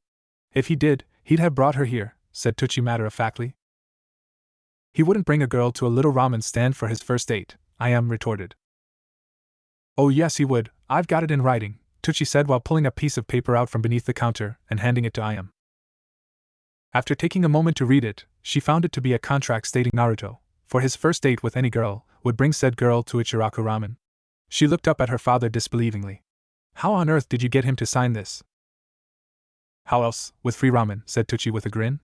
Soon the streets surrounding Ichiraku Ramen were filled with the angry yells of a young woman, screaming about crooked old men taking advantage of ramen-addicted customers. Hinata stood near the stream that ran through Naruto's training field. She had arrived nearly half an hour early for their meeting, and had regretted doing so after only 5 minutes. Since then she had become more and more distraught. What if he doesn't show up? What if he forgot about me? Maybe he changed his mind and doesn't want to train with someone as weak as me. These thoughts and similar ones had been running through her mind for about 20 minutes. Fortunately her fears were unfounded, as she heard someone come crashing through forest. Naruto jumped into the clearing, panting heavily. After taking a moment to catch his breath, Naruto stood and greeted Hinata. Hey Hinata, sorry if I'm late. My team's test took a little longer than I expected. By the way, how did your team do on your test? We did fine. Kurenai-sensei H had us track her D down while she was H hiding in the F forest. It took us an H hour, but we were finally able to find her H hiding under a G Genjutsu. That was it? Asked Naruto in a quiet, unbelieving voice. Hinata was about to reply but was cut off. That was it. That bastard put us through all of that crap when we could have just had a test like that, Naruto yelled. Hinata flinched at the volume of his voice. Naruto calmed immediately after seeing her reaction. Sorry Hinata, I'm not mad at you, but that team Kakashi-sensei. Ayano, why are you mad at your sensei? Once again Naruto regaled someone with the events of his day. After he finished, Hinata was left wide-eyed by his story. Silence fell between the two for a while, but was soon broken by Naruto. So what's this chakra control technique that you're going to teach me, Hinata? Hinata snapped out of her daze and blushed prettily. I'm going to show you the water W walking technique, Naruto-kun. She walked to the water's edge and formed a ram's seal. Naruto watched in awe as Hinata walked out onto the water's surface. Whoa, said Naruto staring at Hinata. She blushed heavily under Naruto's gaze, but kept up her focus lest she fall into the water. Hinata, that is so cool. How do you do that? He asked excitedly, practically bouncing on his toes. Hinata took a moment to walk back to shore before replying. Why you have to emit a constant stream of CH chakra into the water to create a stable surface to walk on? Naruto pondered her explanation for a bit, and then nodded his head. Focusing his chakra, Naruto took a step onto the water. And through the water onto a slippery, smooth stone. Loosing his footing, Naruto fell straight into the stream, soaking him from head to toe. Naruto sputtered as he climbed back to his feet. Naruto-kun, are you all right? Asked a concerned Hinata. Naruto just smiled sheepishly as he rubbed the back of his. I guess I'm gonna need a lot of practice, said Hinata. Walking out of the water, Naruto took off his jacket and headband and laid them both on the ground. He'd have taken more clothes off, but didn't think it would be appropriate in front of a lady. Hinata still blushed when he removed those articles of clothing. Walking back to the water, Naruto made another attempt. Refocusing his chakra, he took a more tentative step onto the surface. He sank once again, but there seemed to be some resistance to the fall. This could take a while. An hour later, Naruto was still working on the technique. But he was definitely making progress. He was able to keep himself from sinking, but had yet to make his way to the water's surface. But this wasn't what Naruto was really interested in. No, what really caught his attention was Hinata's patience and willingness to help him. He'd never really had anyone take the time or effort to really teach him anything. Sure, Iruka had helped here and there, but he always had some other matters to attend to or other students to train. Hinata just stayed by the shore, offering small bits of advice and showing him an example of the jutsu. Nah, Hinata. Can I ask you something? Asked Naruto while still in the water. Hinata just looked up at Naruto with a slightly confused expression. Hi. Why are you helping me so much? He regretted his choice of words when her head fell. Not that I don't appreciate it, because I really do. But not a lot of people really want to spend a lot of time with me, he ended in a quiet voice. Hinata looked up with a surprised expression at his tone. Because that's what friends do. They help each other. Friends? Naruto said more to himself than Hinata. He had never had what you'd call a friend. Most parents would drag their children away from him before he could forge those bonds, and by the time his academy days rolled around, most of the kids had picked up on their parents' behavior and mimicked it. Hinata took his lapse in silence as rejection and began to backpedal. That's if you want to be friends, and Naruto-kun. But I'll understand if why you don't want to. Of course I'd like to be your friend, Hinata. But won't your family be a little upset with you hanging around with me? Hinata's eyes fell at the mention of her family. In a voice even quieter than usual she said, actually, my family doesn't much care what I do. Naruto had to strain to hear her words, but hear them he did. Why wouldn't they care about you, Hinata? I thought all families cared about each other. Hinata flinched at his words. Naruto-kun's an orphan. Here I am complaining about my family, when he's never had one. She stopped berating herself when she saw the curiosity and slight concern in his eyes. She couldn't help but answer. My family, especially my father, think that I'm weak. They don't think that I'm fit to be the heiress to the clan. My father is always telling me that I'm too weak and kind-hearted. To him I'm just a failure, she said with tears in her eyes. She looked up to see Naruto with an outraged look on his face, as well as understanding in his eyes. She's treated just like me, by her own family no less. Taking a step forward, Naruto placed a comforting hand on Hinata's shoulder. Don't listen to them, Hinata. The only failures in this world are the ones who give up and don't try to better themselves. As long as you believe in yourself and give it your all, you'll never be a failure. Hinata was so shocked at Naruto's heartfelt speech she didn't even blush when he had made contact. This was a Naruto that few had ever seen before. His voice was quiet, caring, serious, and determined. Hinata felt as if Naruto could instill his own confidence in others with only his voice. Naruto's face broke out into his trademark grin. Hey, Hinata. Why don't we train together more often? That way we can show this village what failures can really do. Hinata nodded numbly, still a little stunned. She soon snapped out of her daze and became aware of Naruto's close proximity. She blushed heavily and bowed her head while poking her index fingers together. But by looking down, she made an interesting discovery. Ayano, Naruto-kun, she said, still looking down. Naruto looked down to see what she was looking at, and his eyes widened in surprise. Apparently, their entire conversation had taken place on top of the water's surface. Naruto just stared at his own feet for a moment, not quite believing what he was seeing. Suddenly, he launched off of his feet, pumping his fist into the air. Yada! But upon hitting the water again, he immediately broke the surface, once again soaking himself and splashing Hinata. Despite being covered in water, Hinata couldn't help but giggle at Naruto. Naruto smiled up at the laughing girl and soon joined her. He couldn't help but notice that she had a very pretty laugh. Hinata helped Naruto out of the water, and for the next half hour, they fine-tuned his mastery of water walking. She was very surprised by the speed at which Naruto learned the technique. In the academy, she had noticed his horrendous chakra control. It was hard not to with the way he pumped a ridiculous amount of chakra into any jutsu he performed. Once they had finished and made it back to shore, Naruto formed a few hand seals. The air around him began to churn, swirling around him like a mini tornado. After about a minute the wind died down, and Naruto was left mostly dry. Once again, Hinata was left wide-eyed by Naruto's actions. It was actually starting to get a little irritating.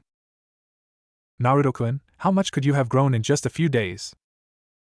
Hey Hinata, if you feel like it, you can stop by here anytime. I've never had a sparring partner before, and who knows, maybe I could teach you a thing or two, Naruto said with his cocky grin. Oh okay Naruto-kun. I'd like that, said Hinata while blushing. Unfortunately, she couldn't stay today. Her father was expecting her home to give a report of her team's performance. He'd no doubt find a way to criticize her performance, but she couldn't break a meeting with her father. She was already pushing it by staying with Naruto for so long. So it was great reluctance that she said her goodbye, and left Naruto to train by himself.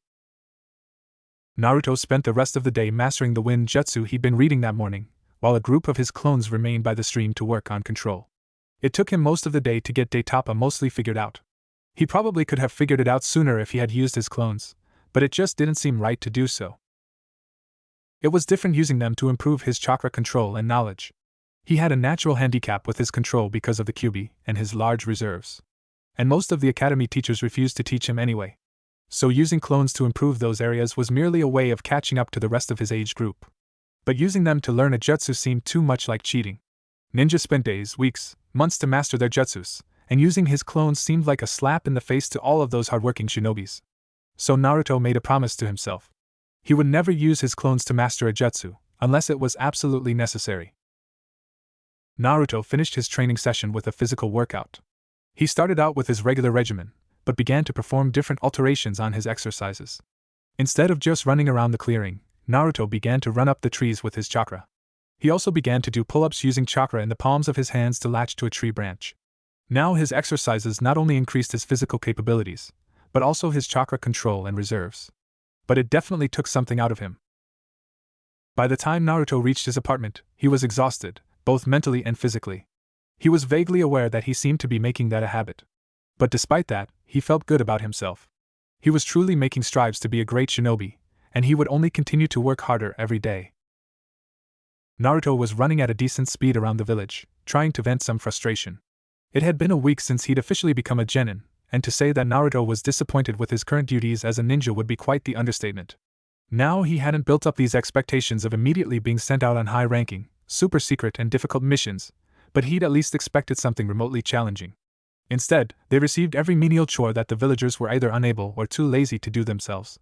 When Naruto began his shinobi career, he hadn't thought he'd be walking dogs for missions. And training with his team hadn't exactly been a picnic either. Normally, Kakashi was so late that they didn't have time to train as a team. But when they did, it was always some team building exercise. And those didn't normally go too well. Sasuke still tried to ignore his teammates for the most part. He would try to take any opportunity he could to showcase his skills and flaunt his superiority. It seemed that he wanted to make sure his position as number one wasn't threatened by Kakashi's bell test. Sakura only exacerbated matters by stroking his ego with shouts of admiration and encouragement. Naruto, for his part, merely tried his best to get through the exercises, if only just to placate Kakashi. He didn't want to have to spend hours on an exercise just because Kakashi thought their teamwork was lacking. He had better things to do with his time. Speaking of time, Naruto was finally beginning to set up some kind of daily training schedule. In the morning, he'd perform his usual workout, increasing his weights about every day. He was up to 50 pounds already. After that, he'd go meet his team and wait for Kakashi, or at least a clone of him would. Naruto would use this time to read up on a scroll that he hadn't left with a group of clones. When Kakashi did finally show up, Naruto would do whatever mission or training exercise they were assigned to do as quickly as possible, usually with the aid of several clones. Afterwards, Naruto would grab a quick lunch and run off to his training field. There, he would practice his chakra control, jutsus, or anything else he didn't want to be easily observed. He'd then finish up with a physical workout and run back to the village. Once home, Naruto would dispel any lingering clones and just read some scrolls until he went